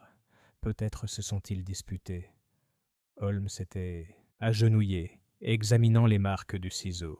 « Non, » murmura-t-il. « Observez ces lignes. Elles sont précises, délibérées. Et vieux. Ce n'est pas le travail d'hier soir, Watson, mais peut-être celui de quelques jours plus tôt. Le plâtre était déjà fragilisé à son arrivée. Il est venu ce soir pour prendre ce que d'autres avaient préparé. Autre? Réfléchis, Watson. Sloane a bien des qualités. C'est un gentleman, un membre de club, peut-être même désespérément à court d'argent. Mais ce n'est pas un restaurateur. Il lui a manqué la subtilité nécessaire pour créer la fissure. Il est arrivé armé seulement d'une fiole et d'un ciseau, s'attendant à ce que le panneau cède rapidement. Non, il a suivi les traces de quelqu'un d'autre. Je restai silencieux un long moment, le son de cloches lointaines marquant le temps. Alors le meurtrier. Et il court toujours, dit Holmes d'un ton grave. Nous n'avons surpris qu'un héritier avide, en train de se disputer le butin. Sa culpabilité pour le vol est évidente. Sa culpabilité pour le meurtre l'est moins. Mademoiselle Penhaligon connaissait cette cachette. Elle a brûlé la lettre. Elle a attendu ici, seule. Elle est morte. Avant, Sloane a fait son mouvement. Holmes repousse le panneau d'un geste ferme. Mais à présent, ajouta-t-il d'une voix calme, les vrais voleurs sauront que leur passage est compromis. Et c'est là, Watson, qu'ils commettent leur erreur. Le désespoir engendre la maladresse. Nous avons quitté la chapelle juste avant minuit. Les agents se sont fondus dans le brouillard derrière nous. La grille de fer s'est refermée avec un claquement sec, comme un jugement dernier. Sur le chemin du retour vers Baker Street, Holmes restait silencieux, les doigts fins repliés sous le menton, le regard fixé au-delà de la vitre ruisselante de pluie du fiacre. Sloane est assez malin pour mentir, ai-je finalement hasardé, mais il semblait vraiment surpris de nous trouver là. Exactement, dit Holmes, et des hommes pris de panique ne tuent pas avec une précision chirurgicale. Non, Watson, les mains qui ont tué mademoiselle Penhaligon étaient expertes, mécaniquement, chimiquement ou anatomiquement. Ce soir, nous n'avons fait que lever le premier voile. Il y a au moins 2 conspirateurs dans cette affaire. L'un convoitait le trésor, l'autre le silence.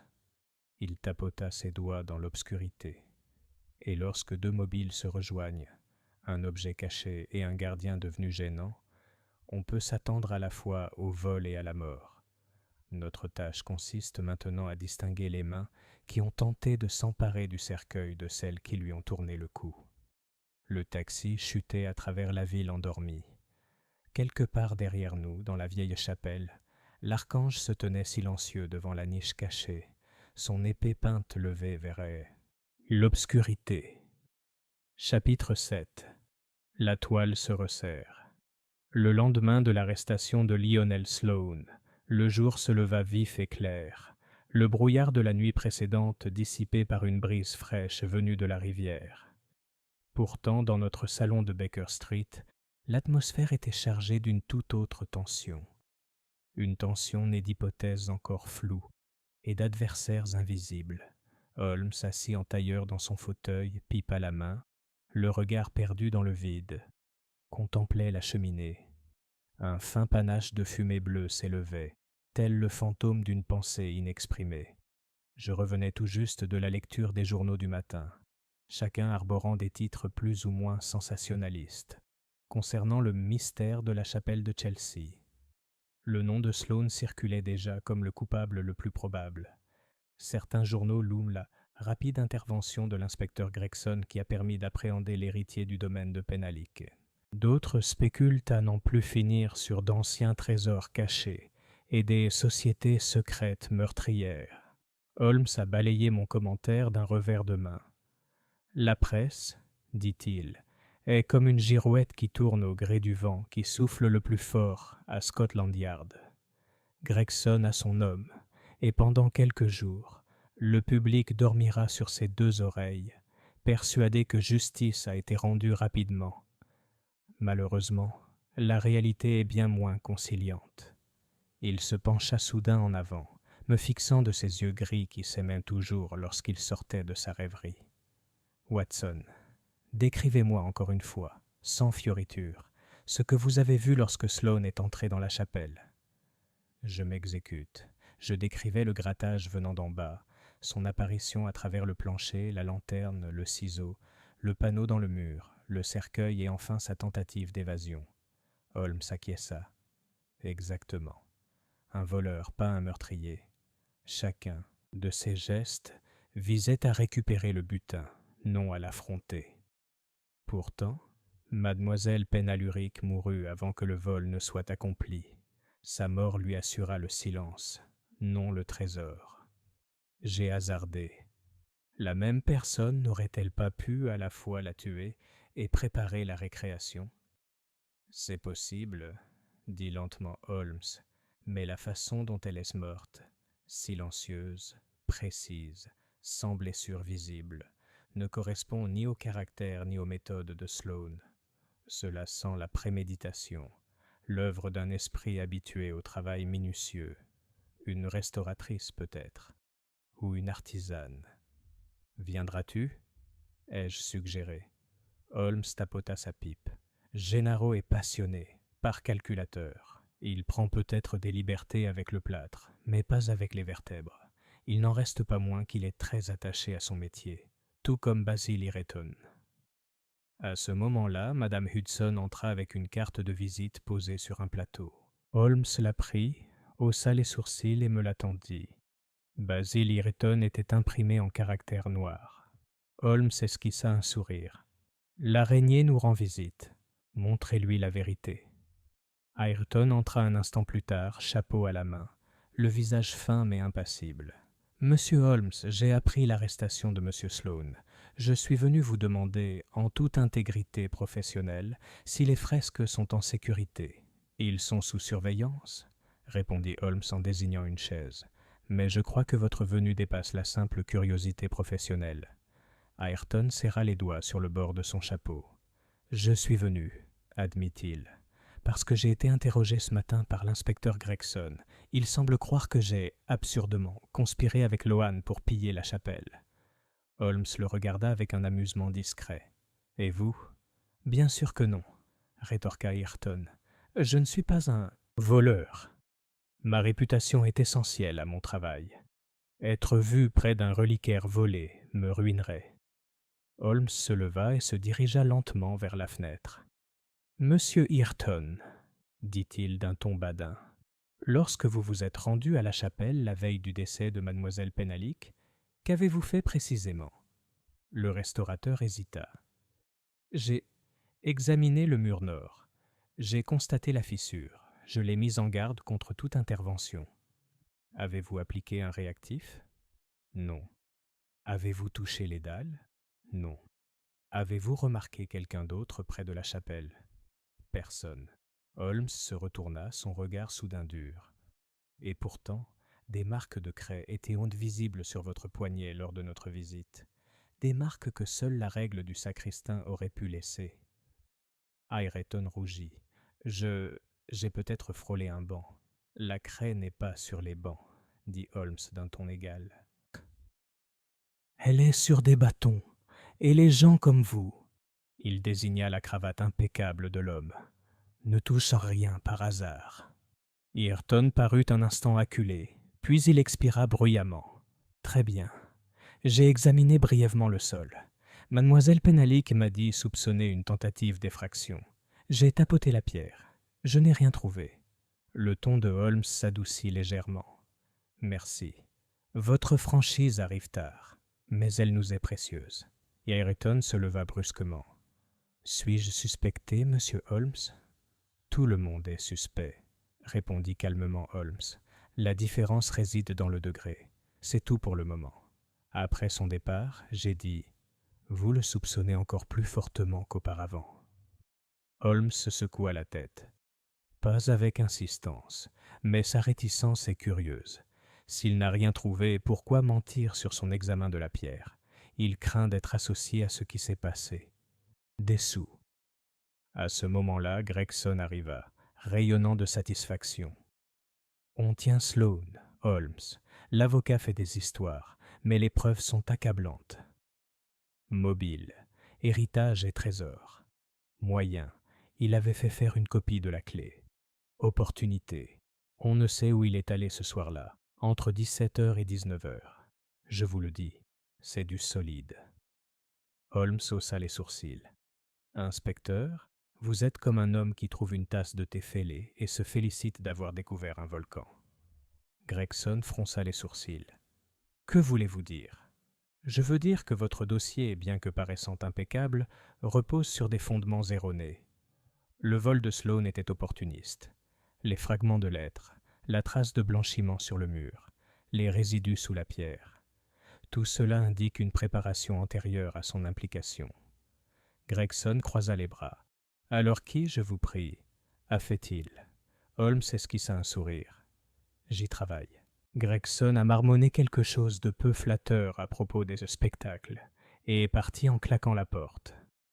Plus tard cet après-midi-là, Holmes annonce que nous retournerons à Fleet Street.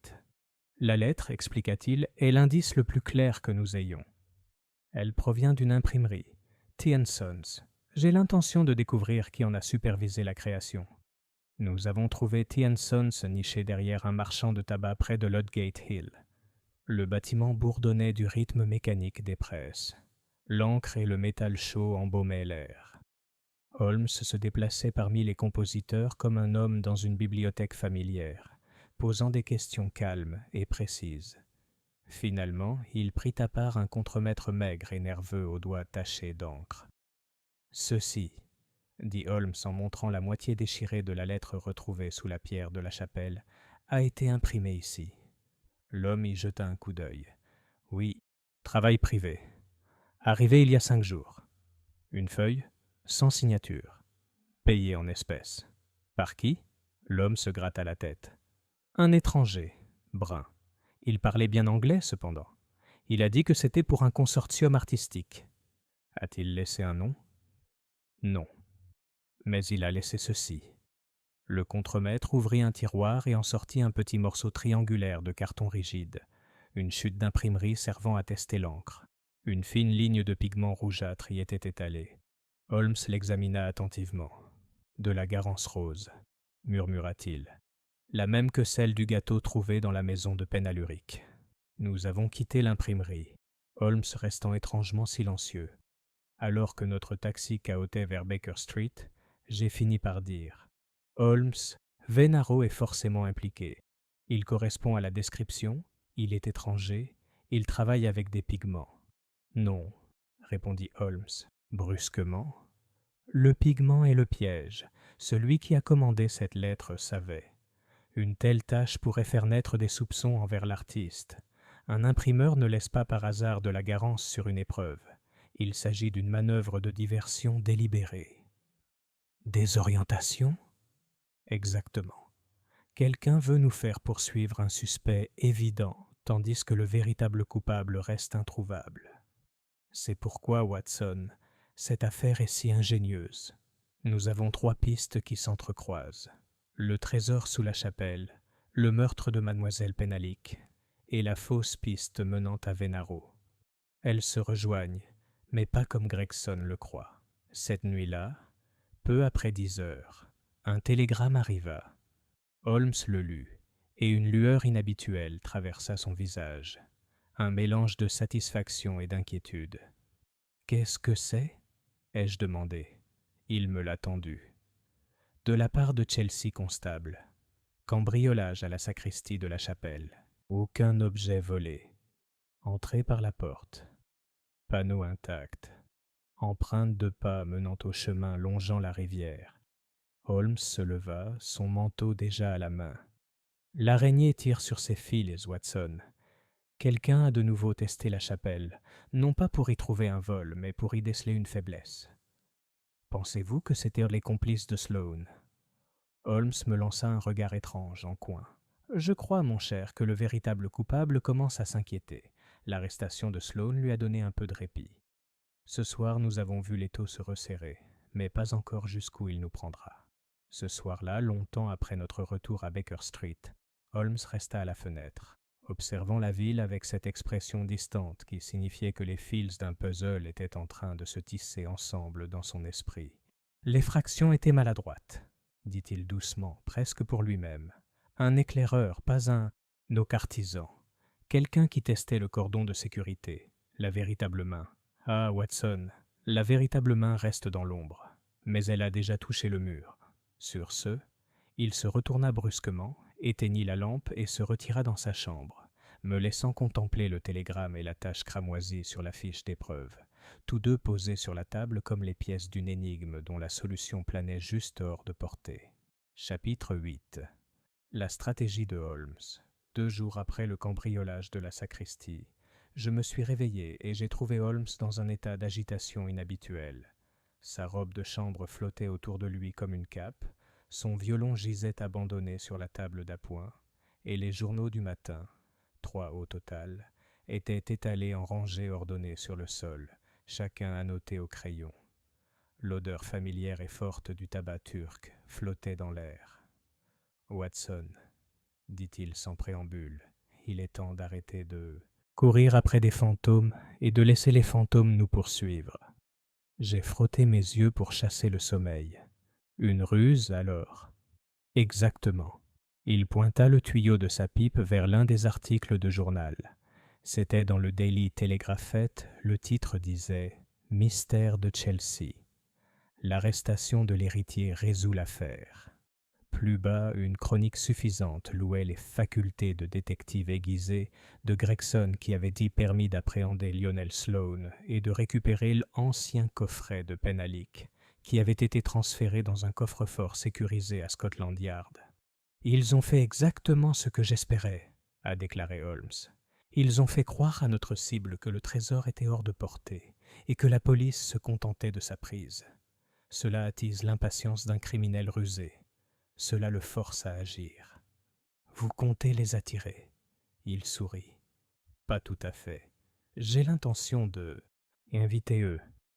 Une rencontre avec Gregson. » Cet après-midi-là, nous sommes allés à Scotland Yard. Gregson nous a accueillis avec son mélange habituel de suspicion et de fierté à peine contenue. Il était chaque jour un peu plus convaincu que Sloane était le coupable. « Bonjour, monsieur Holmes. Vous êtes venu admirer le travail de la police officielle, n'est-ce pas ?» Il désigna un lourd coffre-fort en fer dans la salle des scellés. « La voilà. Le coffret Penhalick, verrouillé comme une huître. » Holmes examina soigneusement le cercueil sans le toucher. « L'avez-vous ouvert ?»« Pas encore. Des litiges juridiques concernant un bien patrimonial sont en cours, » a répondu Gregson. « Nous attendons l'autorisation. » « Bien, » dit Holmes d'un air absent.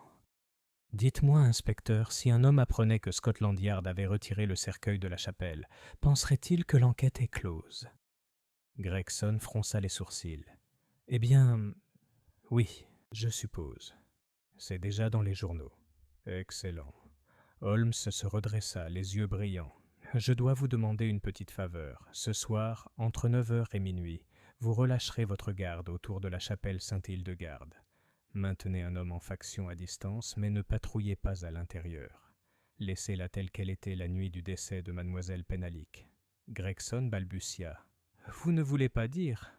Holmes, si ça se sait, l'endroit va grouiller de voleurs. »« J'y compte bien, » répondit Holmes sereinement, « et sur un voleur en particulier. » Après un long soupir d'exaspération, Gregson accepta non sans marmonner que si Holmes se moquait de lui, il lui ferait la peau.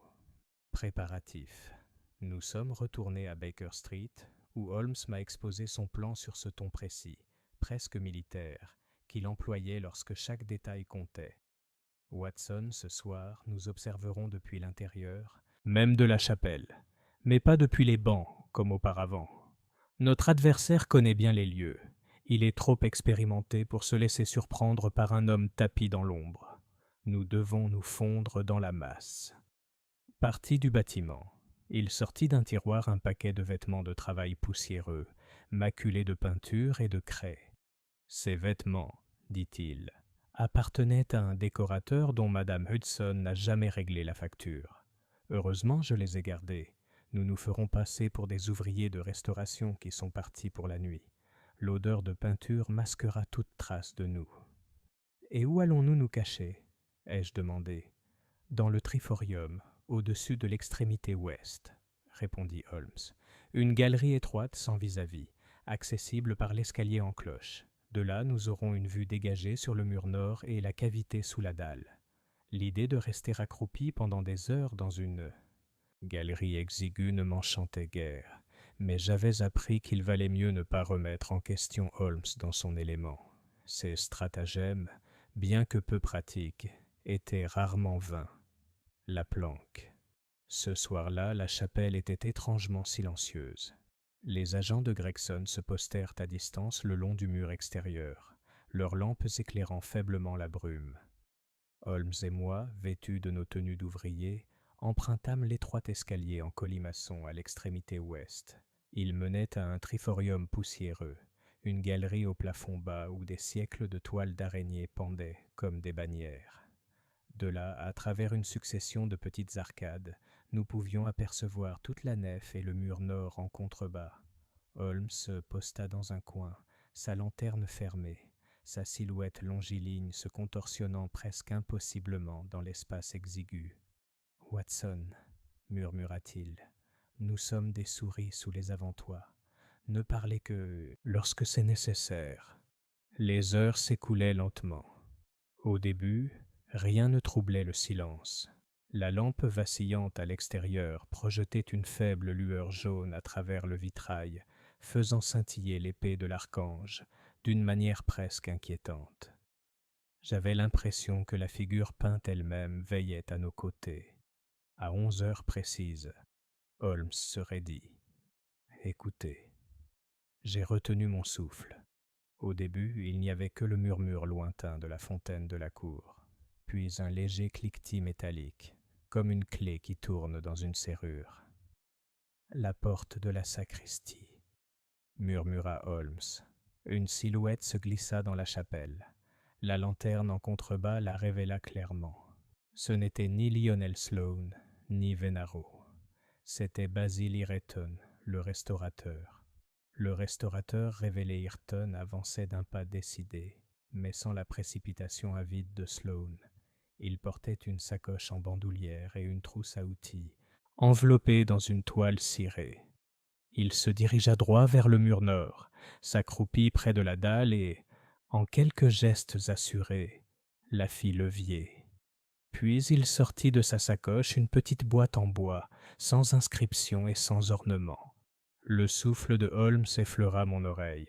« Regardez attentivement. » Ireton s'agenouilla près de la cavité et commença à saupoudrer une fine poudre, semblable à du sel, le long du bord de l'ouverture. L'air pulsa de nouveau légèrement, faisant frémir les marqueurs de soie que Holmes avait laissés pendre depuis les nuits précédentes. Il plaça ensuite la boîte en bois dans la cavité et l'ajusta avec précaution.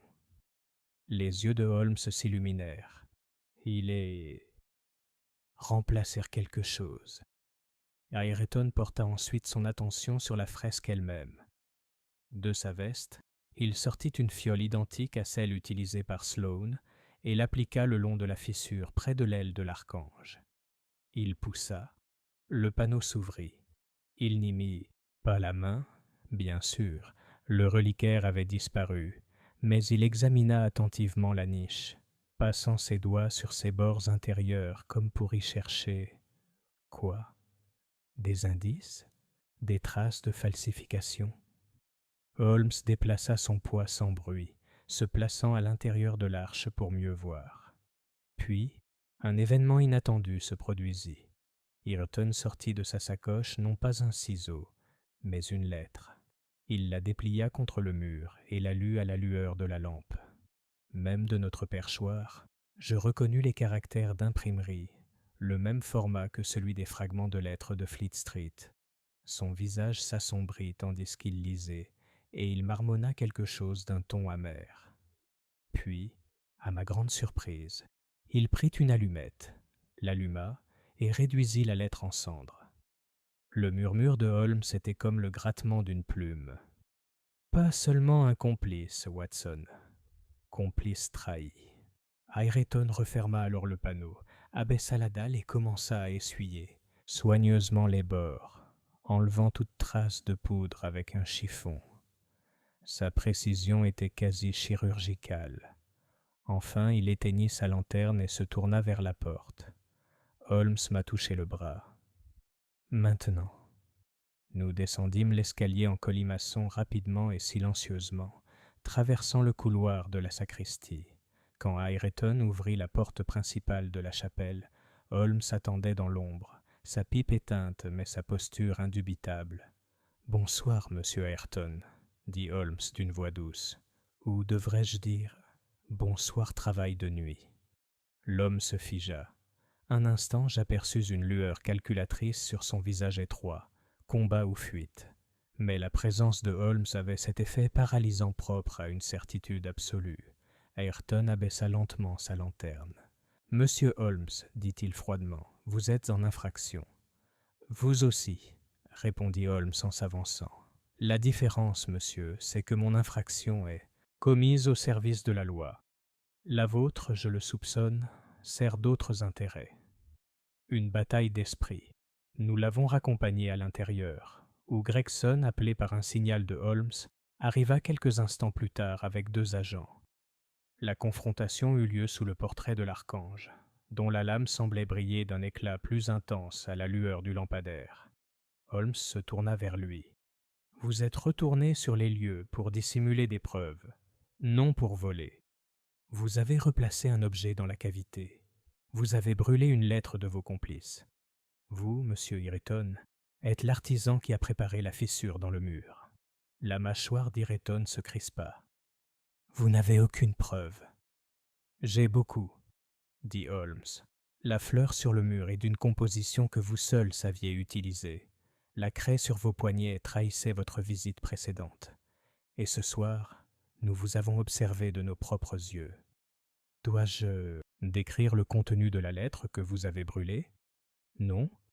Alors permettez-moi de deviner. Elle exigeait le silence, ou peut-être vous menaçait-elle pour ne pas avoir livré le cercueil après la mort de mademoiselle Penhalick, qui avait entraîné la fermeture de la chapelle. » Ireton pâlit. Un instant je crus qu'il allait s'enfuir, mais les agents de Gregson restèrent en rang. « Vous allez nous dire, » dit Holmes d'une voix douce, « qui a imprimé cette lettre, qui vous a payé et qui a tué mademoiselle Penhalick, car ce n'était pas vous. Vos mains sont habiles, mais non meurtrières. Vous avez préparé le mur, quelqu'un d'autre lui a tourné la tête.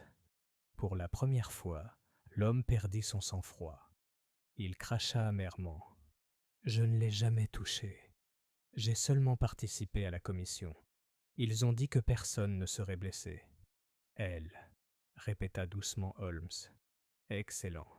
Nous avons maintenant plus d'une araignée sur cette toile. » Tandis qu'Ireton était emmené, Holmes se tenait sous la fresque, les bras croisés, son profil se détachant nettement sur la lueur de la lanterne. « L'artisan est pris, » murmura-t-il. « Mais l'esprit. Derrière lui, il reste libre. Et c'est cela, Watson, qui m'intéresse vraiment. » Il leva les yeux vers le regard serein et peint de l'archange. « Ils ont perdu leur muraille. Maintenant, dit-il doucement, ils doivent montrer leur visage. » Chapitre 9. La révélation dans la sacristie. Le lendemain matin, la lumière était froide et limpide, comme si Londres avait été débarrassée de sa brume pendant la nuit. Le givre recouvrait les toits et l'air était imprégné de cette immobilité fragile si particulière aux aubes d'hiver. Pourtant, à l'intérieur de Baker Street, l'atmosphère était celle d'un orage qui gronde. Holmes arpentait rapidement la pièce entre la cheminée et la fenêtre, sa robe de chambre flottant au vent à chaque pas, la fumée de sa pipe retombant comme un fanion gris au-dessus de sa tête. Sur la table gisait une feuille de papier à moitié brûlée, couverte de ces gribouillis fébriles. Analyse chimique, estimation de temps, un plan sommaire de la chapelle, et en dessous, un nom entouré 2 fois au crayon rouge. L'esprit. J'avais appris à reconnaître ce stade d'une affaire où Holmes cessait de se contenter d'observer et commençait à agencer les événements comme des pièces sur un échiquier. Sa stratégie de la nuit précédente avait porté ses fruits. Basil Ireton, le restaurateur, était en garde à vue, ses déclarations le confirmant. Ce n'était qu'une des rares choses qui intriguaient Holmes. Il avait admis avoir préparé la fissure dans le mur de la chapelle pour un groupe de mômes messieurs, qui lui avaient promis un paiement pour son savoir-faire et avait juré que aucun mal ne serait fait à la dame. Mais au-delà de cela, il était resté muet. Il prétendait ne pas connaître leur nom. « Un homme a donné les ordres, » avait-il dit. « Je n'ai jamais bien vu son visage.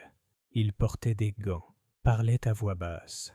Un Anglais. » Holmes avait écouté la confession d'Ireton avec le détachement froid d'un chirurgien, examinant une lésion, puis avait laissé Gregson se débrouiller pour obtenir les détails supplémentaires qu'il pouvait. Tandis que je l'observais à la fenêtre, Holmes murmura. La main est prise. Le cerveau, lui, est libre. Et les cerveaux, Watson, sont rarement patients quand on leur saisit leurs outils. Vous voulez dire, ai-je hasardé, la personne qui a employé Ireton va-t-elle agir? Bien sûr. La lettre qu'il a brûlée le prouvait clairement. Un homme qui recourt à des intermédiaires ne tolère pas la trahison à la légère. L'arrestation d'Ireton le démasquera. Il se retourna brusquement. Watson, cet après-midi, nous nous réunirons dans la sacristie de la chapelle. Sainte Hildegarde. J'ai demandé à Gregson de faire venir Sloane. Pemberton, Venaro et Madame Abel seront également présents. Il est temps, dit-il avec une rare lueur de satisfaction, de lever le voile. L'assemblée, la sacristie de Sainte-Hildegarde, était une petite pièce lambrissée de chêne, où flottait une légère odeur de cire, de bougies et de vieux vêtements liturgiques. Sur les instructions de Holmes, une longue table avait été débarrassée et dressée au centre. À 14 heures, tous les invités étaient arrivés, chacun porteur de son propre nuage d'anxiété ou d'indignation. Lionel Sloane entra le premier, sous la surveillance de 2 agents, les poignets libres mais le dos raide. Il paraissait pâle et mal rasé, malgré une tentative d'apparence nonchalante. Basil Ireton suivit, sur la défensive et silencieux, le visage étroit et crispé. M. Pemberton arriva, l'air épuisé, serrant son chapeau comme une bouée de sauvetage. Madame Abel, la gouvernante des Pénaliques, ferma la marche, sa présence imposante adoucie seulement par une profonde tristesse dans le regard. Signor Venaro avait été amené à la demande insistante de Holmes. Bien que jamais formellement inculpé, son nom avait été trop souvent murmuré dans cette affaire pour qu'on puisse l'exclure à présent. Il se tenait à l'écart des autres, les bras croisés, ses yeux sombres trahissant une certaine suspicion.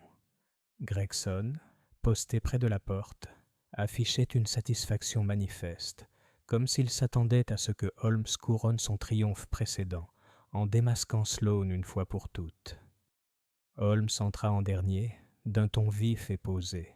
« Mesdames et messieurs, bonjour. Nous nous réunissons, dit-il, non pour accuser aveuglément, mais pour faire la lumière sur cette affaire. Un meurtre avait été commis sous ce toit et une tentative de vol a eu lieu. Nous avons parmi nous les fils vivants de cette histoire. Il est temps de voir comment ils s'entremêlent. » La reconstruction de Holmes. Il se mit à arpenter lentement l'arrière de la table, parlant d'un ton mesuré qui parvenait toujours à captiver même l'auditeur le plus réticent. Rappelons le déroulement des événements. Il y a quelques jours, un groupe d'hommes apprit que sous la fresque de l'Archange se trouvait une niche dissimulée contenant un ancien coffret. Cette information n'était pas de notoriété publique. Elle était réservée à mademoiselle Pénalique et peut-être à 1 ou 2 autres personnes. Le groupe sollicita l'aide de M. Basil Ireton, un restaurateur expérimenté, afin de préparer un accès discret. Il appliqua un réactif chimique sur la fissure du mur et fit en sorte que la dalle de pierre située en dessous soit soulevée sans que cela soit visible. Pour cela, il fut payé, ou du moins, on lui promit d'être payé. Ireton restait immobile, fixant le sol.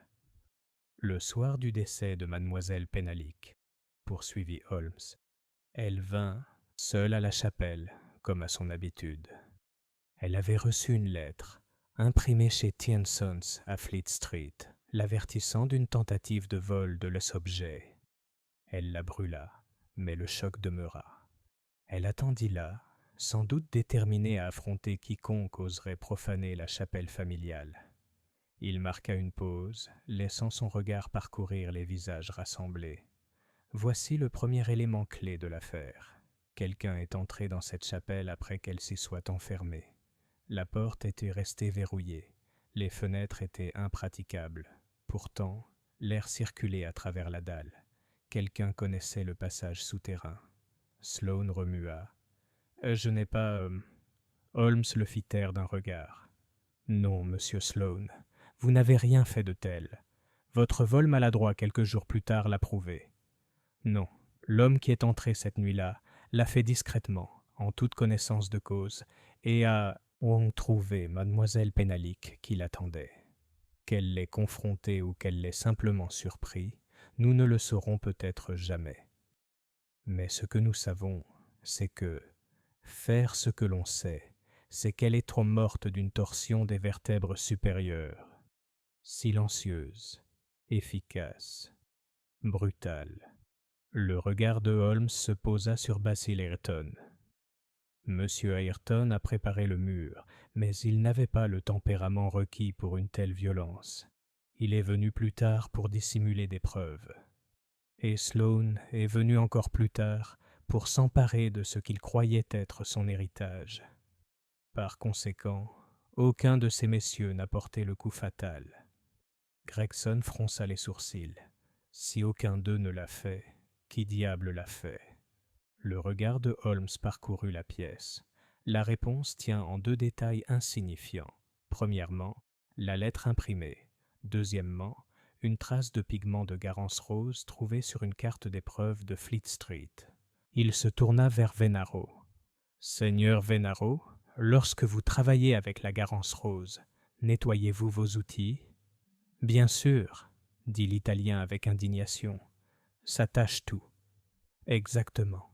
Et pourtant, notre mystérieux client a laissé une trace nette et délibérée. Il souhaitait impliquer un artiste, vous peut-être. » Venaro se raidit. « Je vous l'ai dit, je n'ai fait qu'examiner le mur. Holmes leva la main. « Je vous crois. » Le lien caché Holmes se plaça alors derrière M. Geoffrey Pemberton.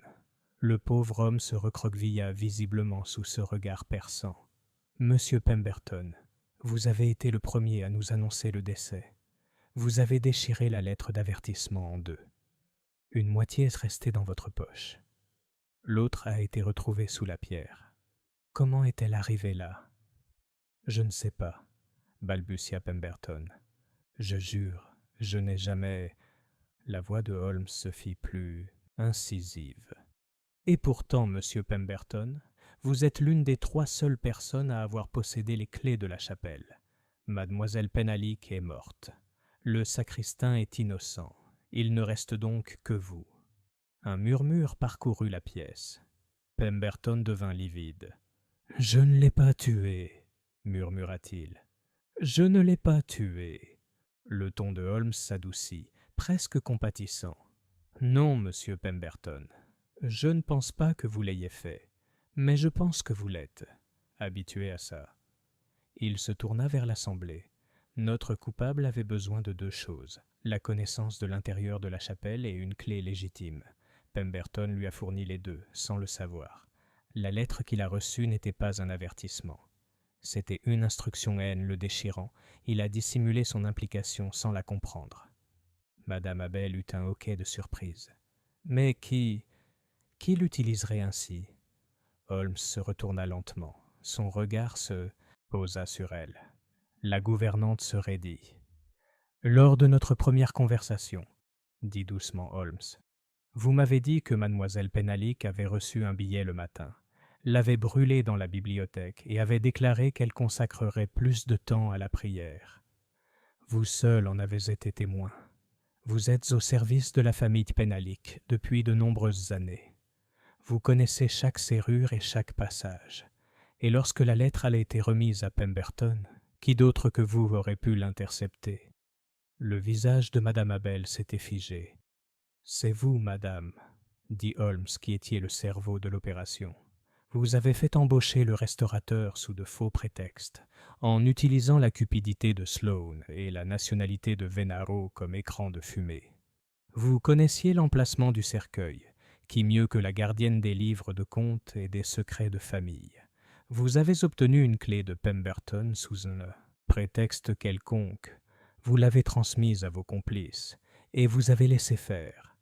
Lorsque mademoiselle Penalique est intervenue, l'un de vos hommes de main l'a tuée, proprement, professionnellement, et s'est enfui par le passage.